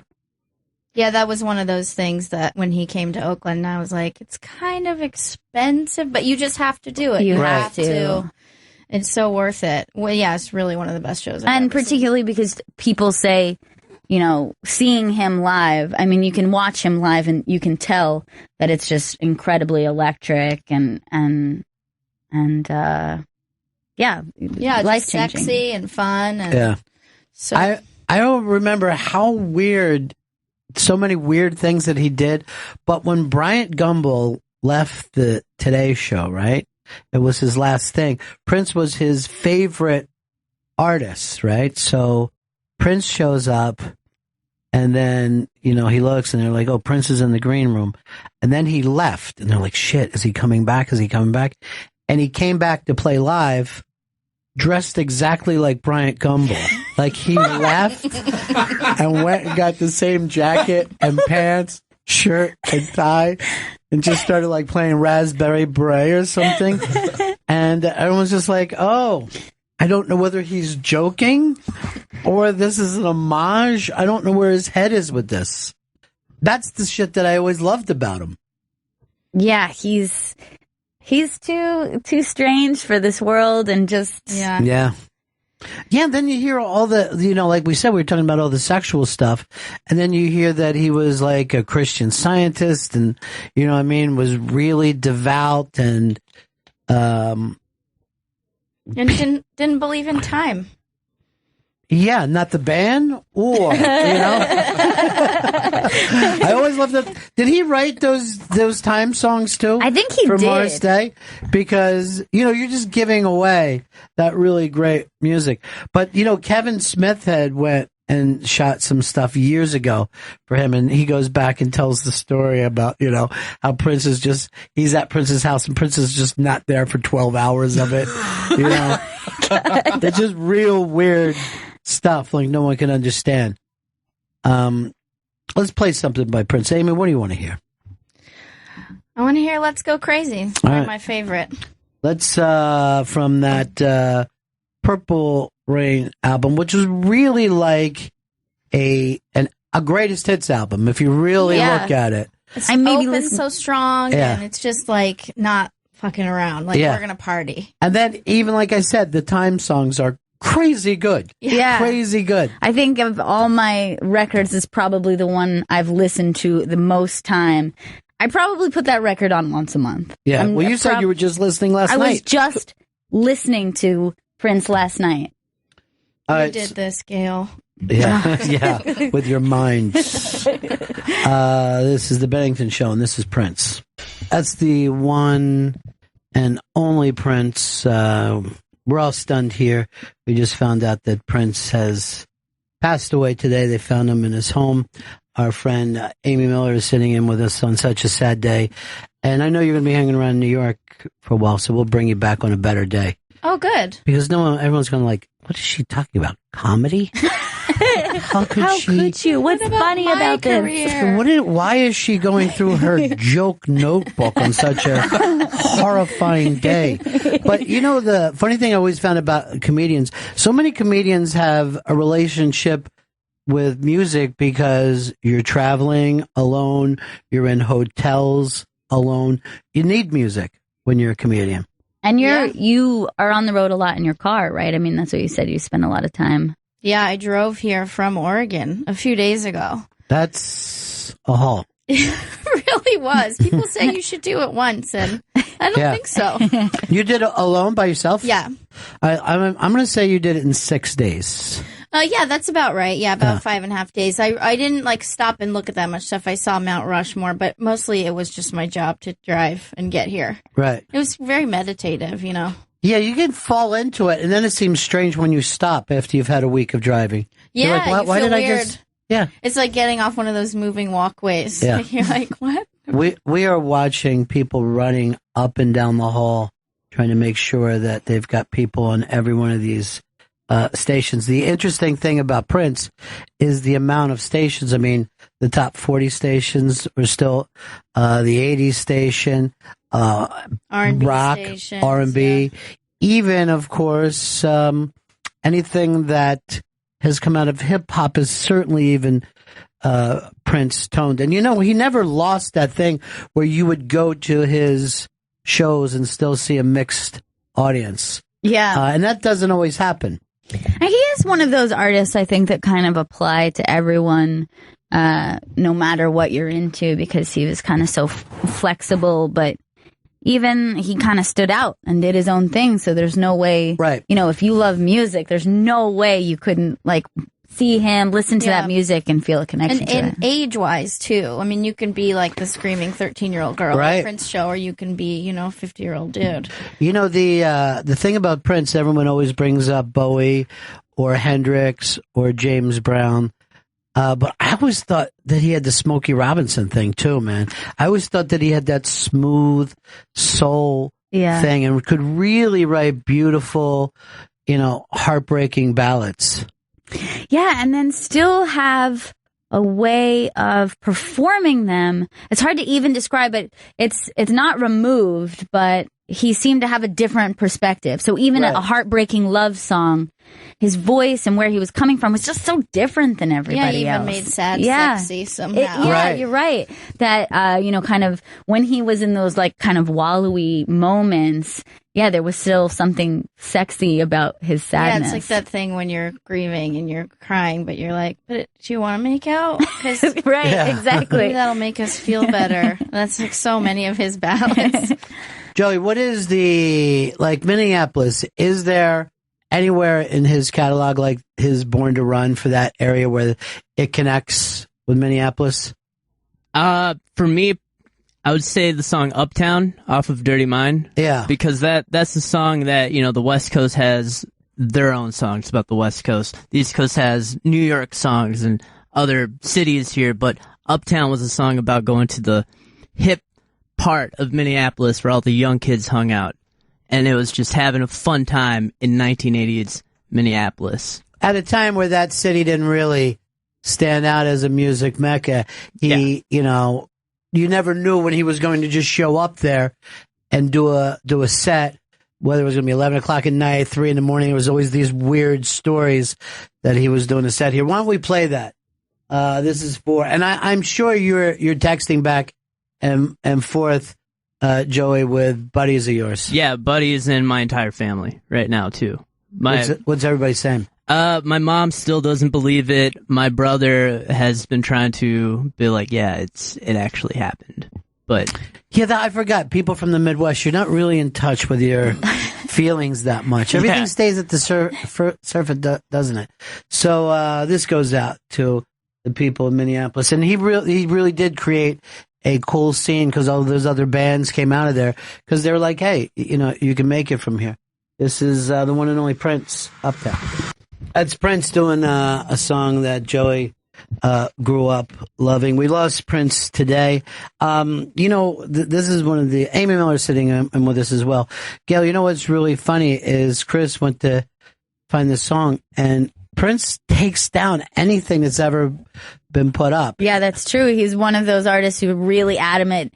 Anything on YouTube gets pulled very quickly. Prince and Van Morrison are the two people like, hey, that's mine. I'll tell you what's going out. I feel like, what was the story not too long ago? We talked about it where eventually he okayed something to be released. Maybe it was his cover of something. Right. But it was like 7 years old, but everyone was so excited that he allowed it to be on YouTube because it was kind of like a legendary performance. That was always funny about him too, is like what he would cover. And sometimes even when he did that Super Bowl show that was so crazy, I think he did 2 covers into that. One is the Foo Fighters, and someone said, why did he cover them? And he goes, oh, because they covered him. So he was like, okay, I see we're all covering each other now. Is that how it is? I accept that challenge. Oh man. This is a losing Prince, and now everything was political news up on every channel. Everything now is Prince, which goes to show you just how massive. But it's still, I feel way more stunned than in mourning right now. Yeah, I'm still in the shock state. But even when we were walking into the studio with Amy Miller and we had Dave Hill here, everything was still on political. And then watching the screens, each one pop up with the story. Yeah, because everyone was trying to confirm. Yeah, it was just starting to set in slowly. You know what? Amy got off this great line in the hall too. Why everybody's stunned. Dave I'm like, hey, you can come in with us, Dave. He's like, well, I don't want to take up. And Amy's like, you're not that big a star. You were overshadowed. I like him. I love Dave. He is like one of the few funny people who looks like a pop star too. Like if someone he's said, so cool. Yeah, he's really cool.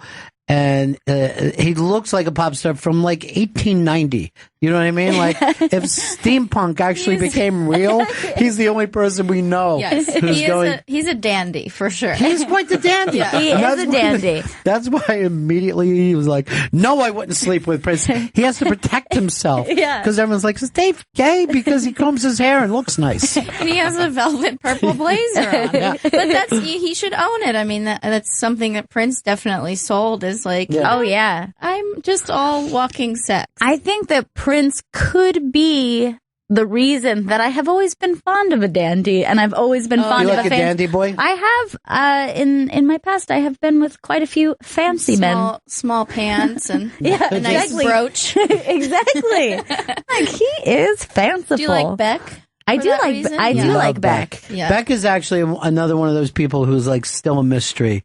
To me, like I wouldn't expect for Beck to be at some restaurant or something, you know? Yeah. Also weirdly religious and small. Yes. And has that sex appeal. Maybe that's because we were saying who else after Prince it could be. Well, the thing is, we all love Beck, but he's never had the mass mainstream thing that Prince has had for so many years. I mean, but Beck is one of the few people who went, oh, yesterday when you were sleeping, I wrote an album. Yeah. And I recorded it and it's out. He doesn't have the mixed crowds for sure. No, he doesn't. I guess White and Scientology are the people that like him. Prince is also truly one of the last great, to me, black rock and roll song, The Stars, because I still consider that rock and roll, and it seems like for some reason black people are like, okay, we invented it, Now we're going to hand it to you white people and do other stuff. But for me, Prince is still, even though it's funk, even though it's soul, it's still like truly rock and roll music. This is the head of the, not the head, but at least one of the main cats from the Black Rock Coalition in New York City, our buddy Earl Douglas. Earl, how are you? I'm in shock. Yeah, us too, buddy. I'm like struggling to put. I was starting to write something. I couldn't form a sentence. I was like, this is a guy who's been a part of my life, my entire life. It's like my entire adult life. Yeah. I love my adult. No, I mean my entire. Prince has been in my orbit since I was 8 years old. What was what was the thing that turned you on to it? God, he just wrote like great hooks. It was just so infectious. I Want to Be Your Lover was infectious. I love that song too, man. It's such a good song. But even like the quirkier stuff, like listen to Parade, like which has Kiss on it, which is monster. He would just do these weird things, like Kiss doesn't have a bass line, which drives all dance music, and yet it's dancey. You know what I mean? Purple Rain, obviously, but the stuff like 1999 is just an incredible record. Dirty Mind, like the guy just made incredible record after incredible record after incredible record. And I'm like, it's true. And he had done something like 5 albums before Purple Rain, and I think he was only like 24 or 25 when Purple Rain came out. That's crazy. And he had done, such a fully realized artist at such a young age. Like, but the fact that he could play, like most people when they play different instruments, they kind of dabble. Right. This guy could have been the best drummer. This guy could have been the best lead guitarist. This guy could have been the best bass player. This guy could have been the best singer. And he excelled at all of this stuff. And then he was a producer. And then the guy wrote songs in his sleep. I mean, like the songs he gave away. It's true. You're like, wait, how do you give away this song? The songs he put away, and like they came out later. Like, why did you put this away? This is an incredible song. Here's the weird thing too. I remember this in the '80s that Eddie Murphy was the biggest star, right? He's the biggest comedian. Then doing tours that were just selling out fucking stadiums. And then, then was like the biggest movie star. And he said, the only person I would switch places with is Prince, And then he tried it. He tried to be a musician. I was like, no, Eddie, you got enough stuff for you to Prince was, if there was a thing called the total package, he was the total package. He could write songs exceptionally well. He could produce not only his own stuff, but for other people. He could sing exceptionally well. My top 10 concerts of all time, 6 from a Prince show. Yeah. That's how, like, if you want a great example of where he stands in the rock pantheon, YouTube him at the Rock and Roll Hall of Fame when he plays lead guitar on My Guitar Gently Weeps. Yeah. It's Petty, it's Jeff Lynne, it's basically the cream of the crop guys. And he plays a guitar solo, and they're all looking at him like, what planet are you from? Yeah, Dave Hill was just in talking about that. Well, yeah, and you're sitting there like, it's like the dude was literally showing up, and he was at the same time he's saying like, it's like, I'm as good, if not better than all you guys on your best day. Yeah, that's the weird thing about that is those guys are always competitive too. Like, you know that from the world of comedy too. Like everyone's like, "Hey, we're all here to have fun," but there's always somebody who's like, "I'm going to shut everybody down." You know what I mean? It's me. It's always Amy, no matter what comes up. I love that person. Yeah, well, someone was just posting about this, but a lot of that Prince learning everything was just control, like quality control. Yeah, that's true, right? If I do it myself, if I produce myself, if I even, he started running his own social media, and people are like, "Is that really Prince Instagramming?" Yeah, and because he did everything himself, because that's the only way you can know it's the best. He shut down YouTube videos. Yeah, I know. He would go after people who would post like really quality stuff, and he's like, "No, it's going on." Like he was, was that part of ego? I don't know. It was control, but he wanted the best quality. He wanted to present himself at the best at all times. I just saw this thing when it was right after Bowie died, and Prince just did "Hero" sitting alone at the piano, and it crushes me. I'm dead from it. It's so fucking good. And then he pulls it like a couple hours later, like, that's enough. That's it's not for everybody. This quote, but even the stuff that he, even his misses, black men with white, are really good. It's a hard day. Yeah. Like I remember being infuriated when I saw, what was it, Under the Cherry Moon. Yeah. I mean, livid. I mean, the acting is horrible. It's just a. I'm like, I wanted to kill him, and then I stopped and I went, wait a minute. He directed this, and the cinematography is amazing. Yeah, it is. It's really beautiful. It's a silly film, but it's really gorgeous to look at. Like, you should just sit around and just turn black down and white, and it looks. I mean, and then there's sequences. You're like, wait a minute, this guy he didn't go to film school. You know what I mean? He wasn't. So like, you're saying men are better than women, is what you're saying, Earl? That's what you Not have at to all. control. Not I mean, at what were you trying to say before? Oh no, Earl? someone just posted this quote that Prince said, "If you don't own your masters own you," and which is like, I love that. I think that's the quality of these like amazing rock stars, that they control everything. Like, I'm going to tell you what you hear from me in every way, and I'm just going to try to be the best at everything as I can. Yeah, because that's a so true I can do artist. it myself. Yeah, it's not just about getting it out there, but wanting it to be an actual representation. When you have something in your mind and you're like, this is the way this song sounds, this is the perfect version in my mind. I think he was that type of artist, that he wanted everyone to experience it the way he did in his mind. Yeah, I love that. I love the brilliant pun too of, if you don't own your masters own you. So, I love that too. Smart. All right, we got to go to break here. I appreciate it, buddy. I know you'll probably be doing something too. Let's go to break with another Prince song. Let's go. We got Sign of the Times.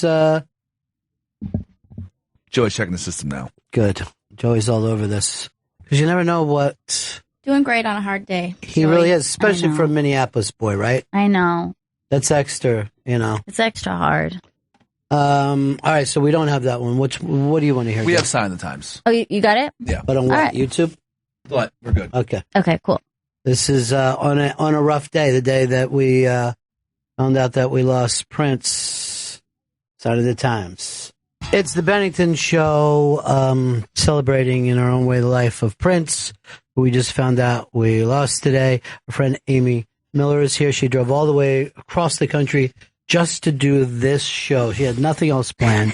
She's so kind. She said, I just want to come in.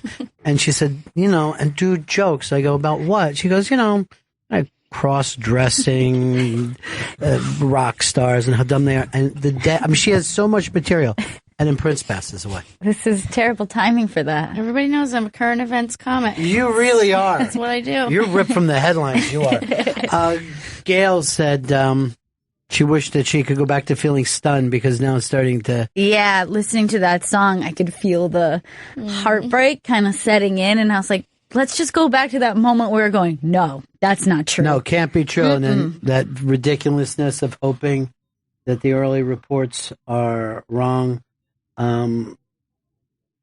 We've been talking about him ever since the moment we found out, but this is a guy that never sat into any category. There was no place ever to say that this is just his one place. What are those diagrams where you make circles and something, Yeah. He had that ability to fit into so many different places. Yeah.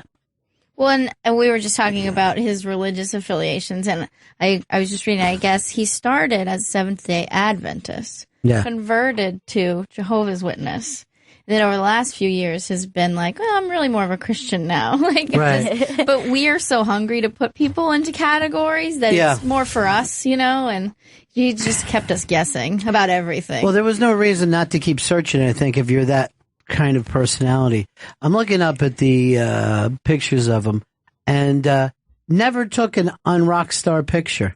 No. That was him with that weird Aunt Jemima thing that he wore through the Super Bowl. It was so great. It was so the cool. backwards do-rag is fantastic. Yeah, I mean, if you said, like, I'm going to dress as Prince, like, you would have a sea of ideas because his style was so unique, but it was always changing. As soon as you got the idea, okay, this is what his look is, he would completely change it. Oh, that bone structure, though. Yeah. Can't go wrong. Here is Dave in Columbus. Dave. Hey, Ronnie. You guys were talking about when he went to the Sacramento game. Remember? Yeah, everybody made a big deal, like, oh, look, Golden State is doing so well. Even Prince came out to see him play. Okay, why he was there? He was in the area because he was in town for a memorial service for Vanity. I forgot all about that. Vanity passed away. And that's why he was there.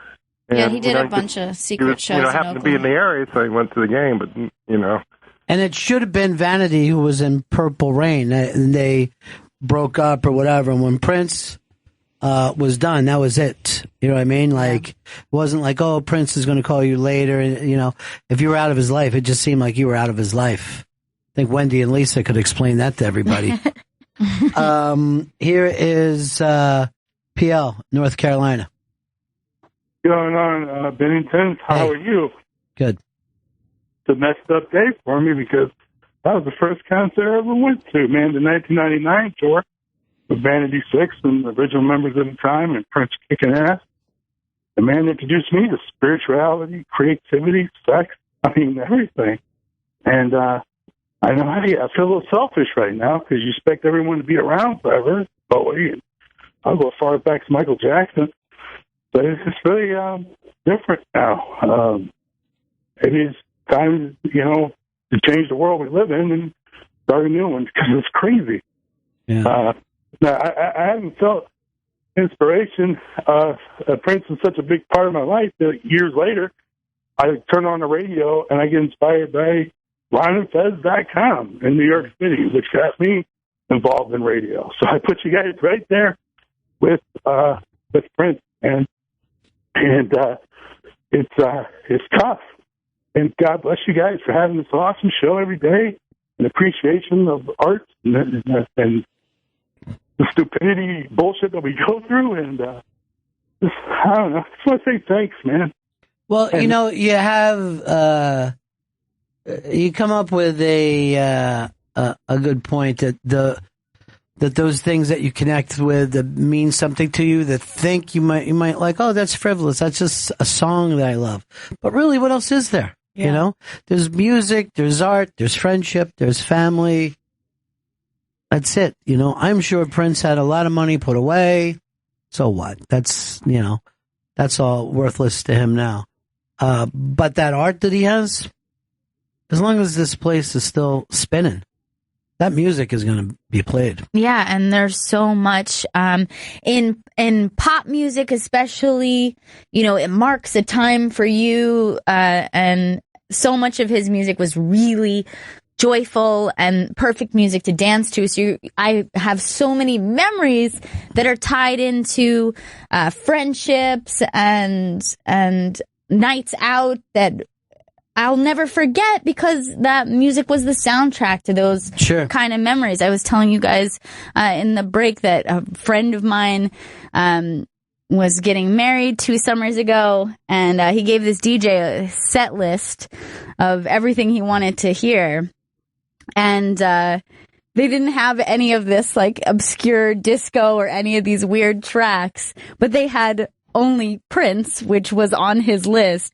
So he ended up having his wedding, which was, by the way, a gay wedding that was pretty much 99% Prince themed. And he's going, this is great, but is this weird that I'm having like a Prince themed gay wedding? And I'm like, no, this is great. Everyone is loving it. It never gets old. I mean, really every doesn't. song is so good for a party. Brendan, San Diego. Hey, Ronnie. Hey, buddy. I'm sorry, man. Your phone sucks.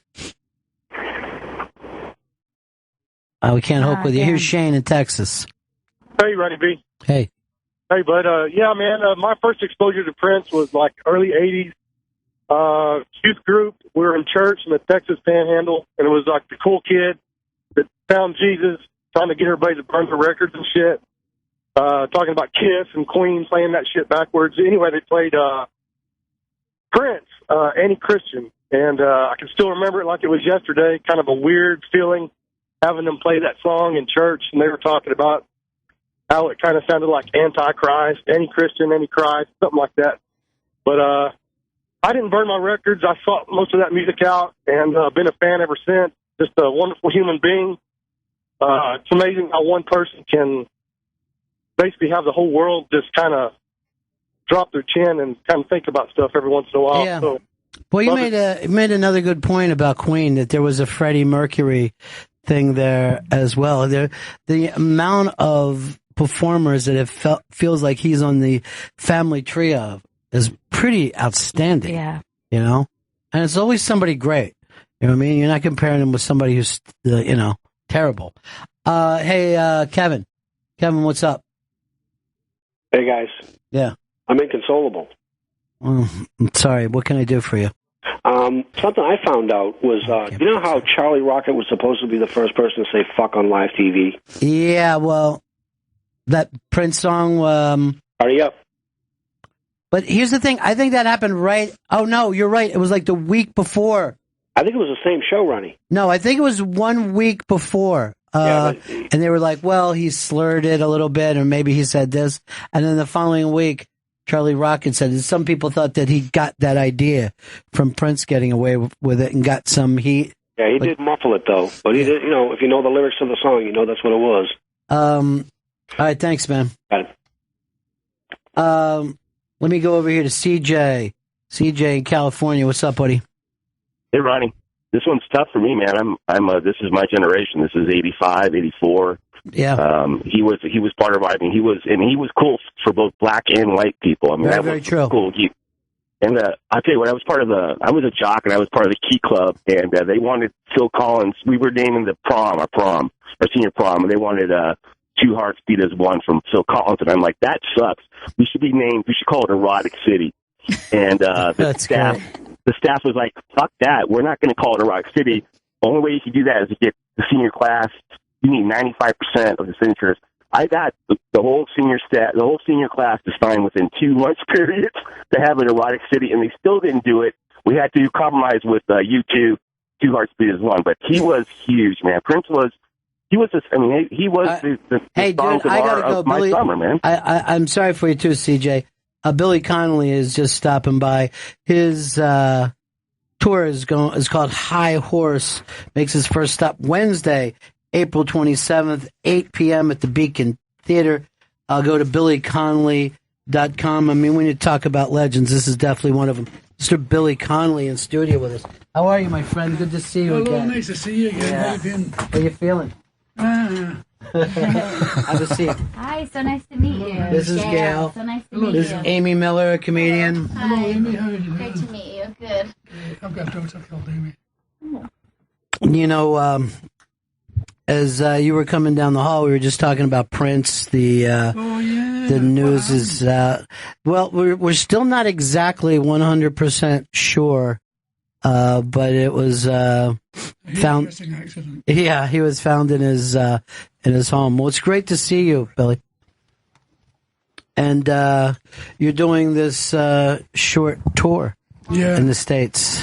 It's only 3 nights. It's 3 nights, yeah. It's not a tour, really.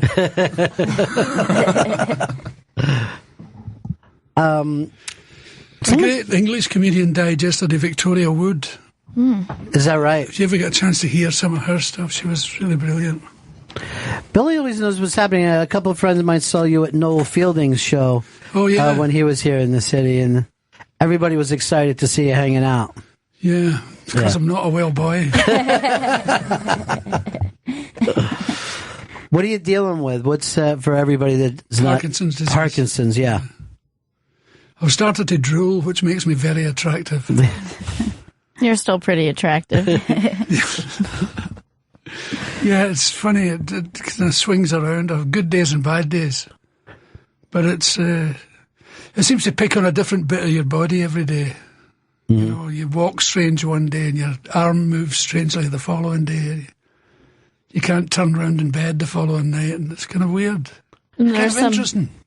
Some medications, right, that will kind of fix one thing, but then start a new strange thing going on. Yeah. Yeah. Apparently, I'm not on any medication. Apparently, the medication I was on, the side effects were stronger than the effects of the disease, so they took me off it.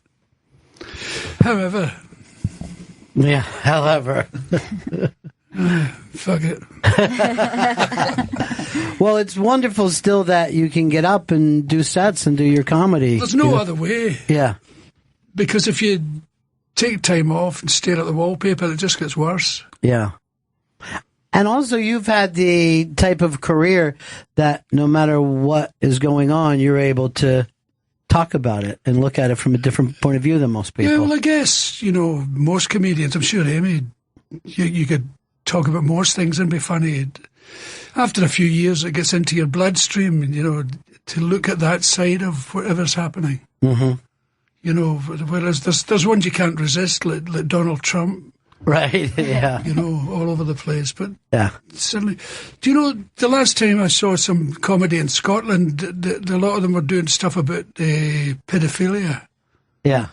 And I thought it was really fresh, because when I was coming through as a comedian, that was the taboo subject you couldn't go near. That was the one That was subject. the one thing, yeah. Well, now it's gone. Now that was Is there anything left? And the world is better for it because comedy brings things into the front and you can talk about them, you can confront them and do something about them. Yeah, that is true. That if you think about it, that some kid could be watching TV and go, hey, now that I think of it, that happened to me. You know what I mean? Sure. So many times people try to suppress that kind of stuff. Yeah, like the Pope. Mainly the Pope. Pope keeps it on the down low. I just worked with Barry Crimmins a couple weeks ago. Yes. And he's back on tour, and he's got the film out, of course. I don't know if you've seen it, but it's amazing after his shows. Very draining, it seems like to me, but how many people have a story, that want to tell him their story about being survivors of abuse. And so he's just done this hour of comedy and then has to listen to 100 was that stories. That guy from Bobcat made his Bobcat, Bobcat gave it to me. It's interesting. Yeah. Yeah, it's a great film. But it's very, very good indeed. Yeah, you talk about that stuff and you're helping a lot of people. Well, you're sitting next to a survivor, Amy, that, and Billy put that story out many, many years ago. But what always amazed me, and Barry Crimmins is the same as you, that there is forgiveness in your story. Well, there's nothing without forgiveness. Yeah. Without forgiveness, there's just a void of hate and fear. Right. And you, all you can do is forgive, and suddenly it gets better. Yeah. It's very healing. I'm still with most things still into the hate and fear. I'd like to move along, but it takes work. It takes time. It takes time, and it's extraordinary. You can forgive dead people. Yes. They don't need to be there to forgive them. Yeah. And you'll find a lot of people who have been abused as children, they get questioned a lot by other people about why didn't you confront the guy, your father, your teacher, your priest, whoever it was. Why didn't you confront them? That's like your dad saying, why didn't you punch the bully? Right. It's a stupid thing to ask because you're scared of them. That's why you never punched them. Yeah. But even when they're dead and you haven't confronted them, you can forgive them in your head. And it's amazingly curative. Yeah. And I think also something's kind of interesting when something happens to you. I think it's easier for that forgiveness. But when you find out that it happens to someone that you love, I think that is the hardest forgiveness because it almost doesn't feel like it's yours to forgive. Right, yeah, that's it's interesting. Really none of your business. Yeah, exactly. So you always have to just stand by the person, no matter whatever state that they're in. Of course. Yeah. You can say to them, it could be good if you tried forgiveness, but don't push it on Yeah. them. It's the same as drunk guys. I've had a lot of friends who were in an alcoholic state, and I was worried about them. And you bring it up once and just say to them, how you feel? Are you doing okay? And they say, I'm okay. You say, you sure? You're not in danger? No, I'm okay. Then just leave it. Yeah. Because the penny will drop with them. I mean, I sound like a bloody social worker. No. It makes sense, though, because all of us have somebody that needs help, but it's an awkward thing to even say to somebody, and it's also an awkward thing to hear. Who wants to hear? Yeah, and these somebody? things, these like the alcoholism, they say, oh, he's a drunk. Mm-hmm. And he said they've always got terms that cover it, and they make you sound as if you're like a vandal or something. Yeah. There's something bad you've done that you can't be forgiven for. Well, the full tilt alcoholic type drinking is the only kind of drinking I know. I can relate to somebody who's in full blown alcoholism better than I can relate to somebody who goes, "Oh, I'll just have one." Then that's it. Sure. I don't even understand that thinking, but hey, let's party too hard. I met a guy. This is true. Yeah. The Caird Hall in Dundee, in Scotland. It's a great rock venue. And I was there at a rock concert, and I met the manager. There had been a bomb scare, and so we were all standing around talking. He was saying, "My God, this is going to stop me getting to the pub." He said, "We'll be running late," and they shut at 2:00 in the morning. And I said, "But it's only 9:00 just now." He said, "Yeah, but I like to get there." He was telling me he's drinking. He said he drinks solidly for 40 minutes. He said, "I go in and I get 40 minutes worth of stuff and I ram it into my face. And then I wake up in the morning and I've always made it home. I can never remember." And I thought, my God. It takes him 40 minutes. That's his idea of a good night out.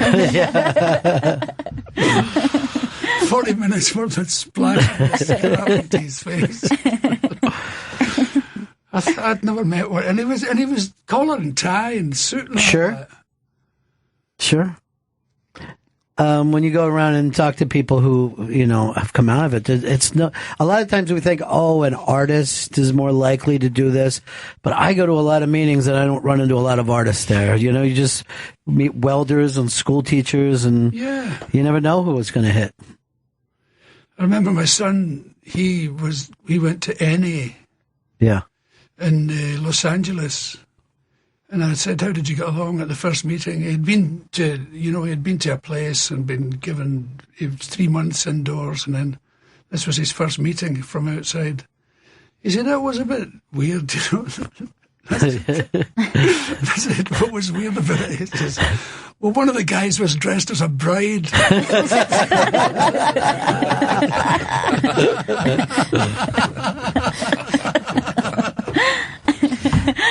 And that's my kind of crowd. Yeah, exactly. I said, "You've fallen in with a good crowd." Yeah.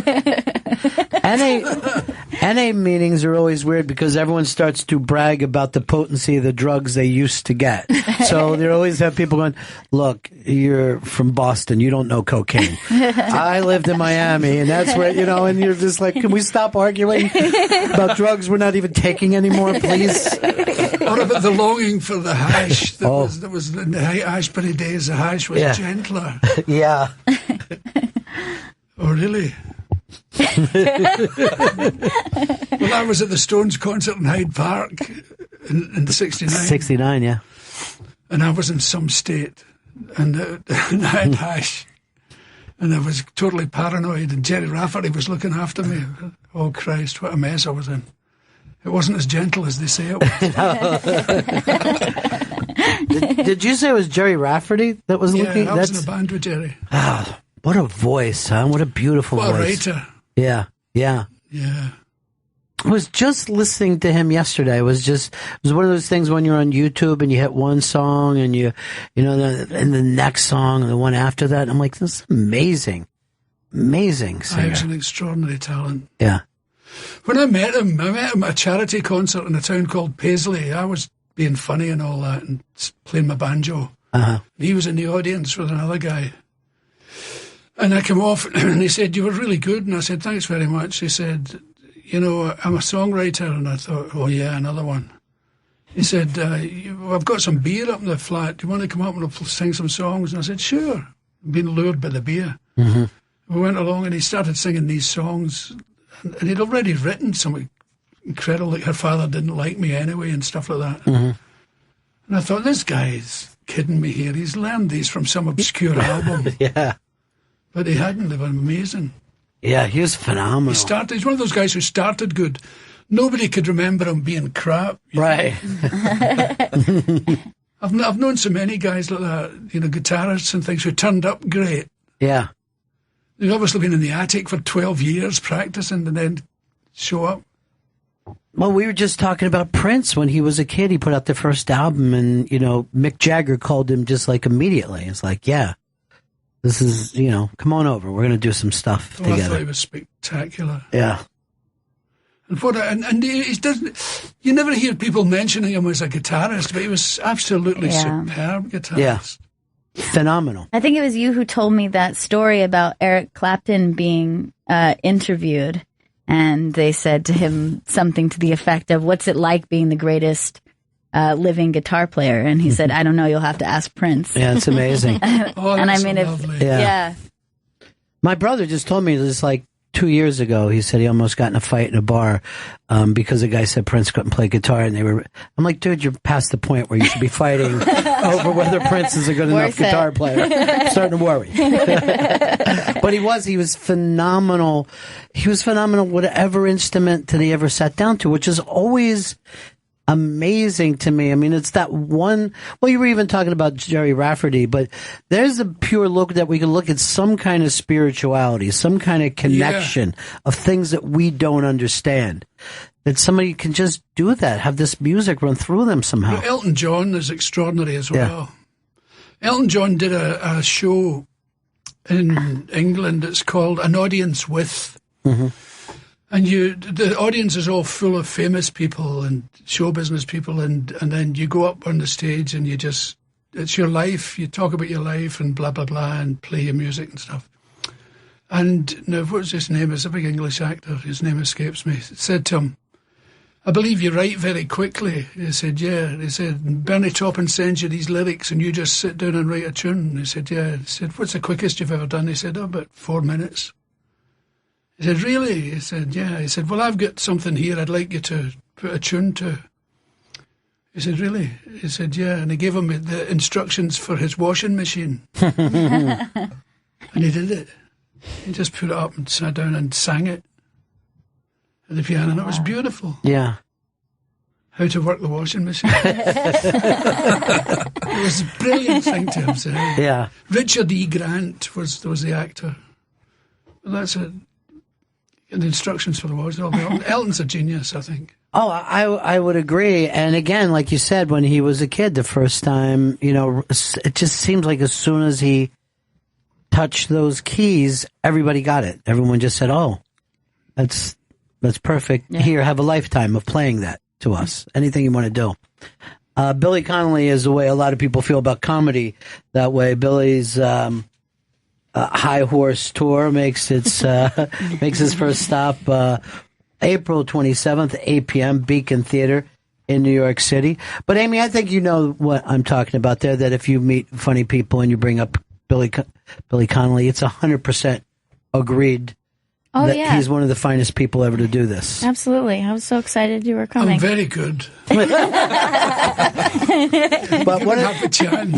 you know what? One of my favorite stories that Billy has told me, that right before you go out, you're all nerves. Right before. Yeah. Or days before. Really? Yeah. And it's getting worse. As I get older, it gets worse. Why do you think that is? So you've got that to look forward to. I know. What a bright future. It's shit, it really is. Why do we do it? And then I read these things that bass players say, "I'm so nervous." You go, "Shit, you're a bass player in a band." It's like hitting a tea chest with a fucking stick. You're nervous about But the second you grab the mic, that kind of leaves you. You're back in your element. Well, pretty much. Yeah. The walk to the microphone gets rid of it, and then there's a little bit left that hangs around, which is kind of good for you, I think. Right. Mm-hmm. Keeps you on your toes. But I think I don't like to analyse it. I've never liked analysing comedy or myself, but the little bit of analysis I've done, I think it's because I've started to think about it, maybe because I've been around such a long time. I've started thinking about what I'm doing instead of being just naturally doing what I did. Now I take notes and write down, and I've got a little glass thing on the stage I can see through, and I can know where I am and stuff like that. Whereas I used to just go on and blah, blah, blah, blah, blah, blah, blah. Everything's going to be fine, blah, blah, blah, blah, blah. But when you start thinking, that's where the danger lies. Sure. Like if you look at a great footballer, a great soccer player that can dribble around people, and ask him to slow it down and show you how to do it, he has no idea what he's doing. That's great. Or boxers, you know. They don't know what they're doing, they just but it's done. But if you start thinking about it, it's too slow. Yeah, I was telling Ron during the break that last night at University of Pennsylvania, I did kind of like a workshop with Jonathan Katz. I don't know if you know him, Dr. Katz. And it was for literature students, and we were there to talk about how we write comedy, and it was almost impossible to talk about, you know, like it's not funny when you talk about it. Absolutely. Yeah. It's like two comedians telling a joke they've heard. And they break it down into its collective parts. They tell them the middle, and then they tell them the end, and it's not funny. And then we'll say, "Oh, that's very good," but that's very funny. And nobody's laughing. But you know, it's just like we were talking about music. When you connect to the subconscious, it's always amazing to me that somebody will just have a quip or an improv line, a comeback that is funnier than something that they could have written if they had a week. You know, that sometimes you'll just say something that's right. Perfect. Yeah, that's where it lives. Yeah. That's where jazz and all the good stuff lives. Exactly. Poetry, everything that's good lives there. You have to have such a tremendous amount of trust in yourself. It is trust, yeah. As an artist. Yeah. You know, and you have to put good stuff in. Yeah. To listen to good stuff and read good stuff. Because you're like a computer, you know, crap in, crap out. Yeah. You have to, you can't just watch, you know, daytime television for your life and expect to be funny. So what do you read, Billy? What kind of stuff do you... Anything and everything. I learned it when I was broke. I used to buy books by the yard. There was one of those charity shops near where I lived, and they sold that many books for £1. You know, just about a yard of books. And so you get anything from Agatha Christie to basket weaving in Peru. You know, just wade your way through it, and it all sticks. Yeah. Or at least enough of it sticks. And bits of one sticks to the other, and it comes out stupid and funny. It's ridiculous. Yeah, I think that's true. That you have to trust that place, but then you have to have craft. You have to do it enough that you can have trust. You know, you have to know what to do when that funny thought shows up. Oh yeah, and you must be brave and stick it in where people least expect, or where you least expect it. Yeah, just blurt it out, and it gives you a sort of buzz. You can feel it coming, and you can't resist it. You know it's funny. You can't resist doing it. You can feel it coming. You say, "Oh God, I'm going to say it." Blah blah blah blah blah. I've said it. Yeah. I always, and the interesting thing about funny is that people do it so differently. You and Robin Williams were great friends. He's a great comic. You're a great comic. But it seemed like there was almost no crossover in both of your acts. No, there's no crossover at all. Yeah. Although he used to come to my house in Scotland on holiday, and Eric Idle would be there, and various other comedians and people and you could see Robin would be doing it 24/7, you know, and blah blah blah blah blah blah blah blah blah, and you'd feel it weakening, you know. And one of the boys would throw a line in, and he'd go blah blah blah blah blah blah blah, blah, blah, blah like an old motorbike. So they're kind to each other. People all think that the comedians aren't very nice to each other. They actually love each other. They're like boxers, they like each other. Sure. Well, when you watch boxing, as soon as the match is over, those two guys are hugging. Yeah, you can't separate them with an iron bar. Yeah, it's true. And I think because they're the only two people in the room who understand the experience that they just had. That's exactly right. Yeah. Well, comedians are like that. You get jealous, of course you get jealous. Sure. But you don't get jealous of the guy getting a laugh. You get jealous of him getting a laugh before you. Yeah, right. Yeah, it's lovely. I like to see people succeed. Yeah, of course. Yeah, well, especially since you've had success in so many different places. Yeah. Too. I mean, you've got stand-up, you have acting and TV and film, but then you also know what it's like to play music in front of huge crowds. I mean, it's amazing. Yeah. But it's also good to have had a gig, to be a welder. Yeah. It's good to have been a working man, because that's what your audience are. It's good to know how it is to work for wages. And not to dwell on it, but it's good to keep it in the back of your mind that those guys, the ticket, the men and women have paid for the ticket, and it's a lot of dough. It's a big chunk out of their weekly wage. Most of them will have saved up. Plus, they'll have had the ticket for 4 weeks on the mantelpiece at home. Yeah. Well, that's the way I used to do it. I had it behind the clock when I had tickets for shows. I keep it behind the clock on the mantelpiece. Like, you look over at it every now and again. Oh, 2 weeks to go. Yeah. Oh, yes. You have to remember that's what's in front of you when you walk out. It's a goal of a start. Sure. I remember feeling that way about rock and roll concerts when I was a kid. I felt like I was going to die before the band came into town. I just felt like I cannot wait for this moment to happen. That's a wonderful feeling that you must never lose. Yeah. The circus coming to town. It's beautiful. It's great. I remember Jerry Lee coming to town and waiting, or Chuck Berry. And there was a great blues caravan used to tour the world. Mississippi John Hurt and people like that. And when it was coming to Glasgow, oh God, I used to wait for about a year. Sitting in my duffel coat in the audience. Yeah. Come on. That's great. Big Mama Thornton. That's amazing. Who was the first one to record Hound Dog. Wow. And she was standing and she had a big red sparkly dress on. And she was a fat black woman. And she would say, I recorded this and such in 1950, such and such, she said, but it was covered by an upstart. She said, you may know him, Elvis Presley. She said, it's called Hound Dog, and the band would start. And then she'd plunge her hand into her bosom, and out she came with a harmonica. I'm going to start using this move. I said, oh, yes! Now we're cooking. I went to Graceland for the first time a few weeks ago, and Don't you think it should have been called Disgraceland? Yeah, a lot of televisions. But they have there's a big billboard up with a quote from Lennon saying, he said, before Elvis, there was nothing. And I'm like, no, they were black musicians. Yeah. But I know what he means, because I was there. Sure. And I was thinking of it the other night. I was watching on Netflix a documentary on Lemmy, Motorhead, and he was saying someone was saying they'd been talking to him, and were amazed when he said, "I was alive before rock and roll. I remember the world before rock and roll." Well, so do I. And it was in black and white.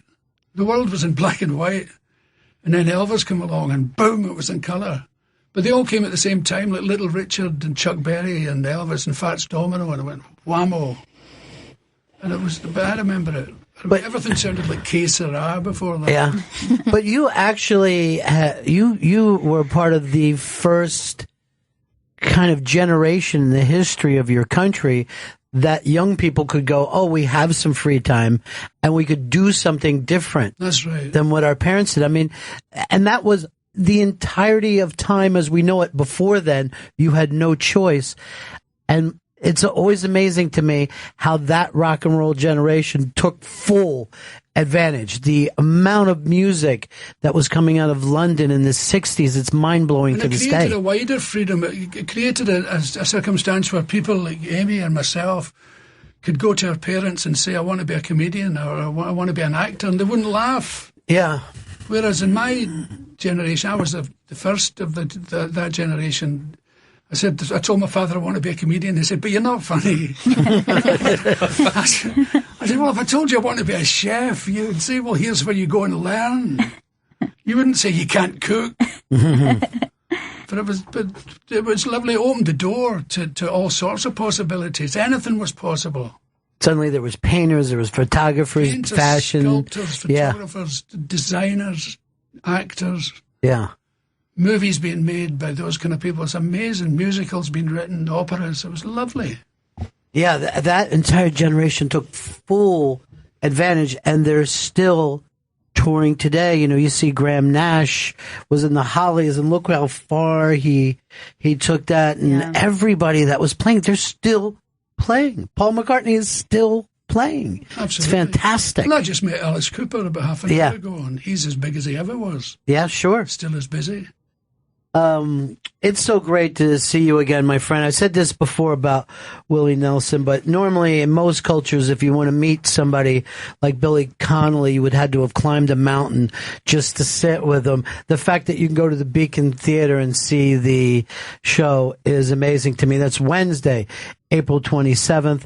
8 p.m. at the Beacon Theater in New York City. Go to billyconnolly.com for more information. Always great to see you, my friend. Oh, it's brilliant. It's Do you need an opener, Billy? Do you know, I stopped having an opener ages ago because it's terrible to have somebody warming the audience up. Then, if the better they are, the worse it is for you, in as much as the audience are warm, but you're not. You know, I think we should warm up together. You know what I mean? Yes, I do. I don't want to play people who are warmed up.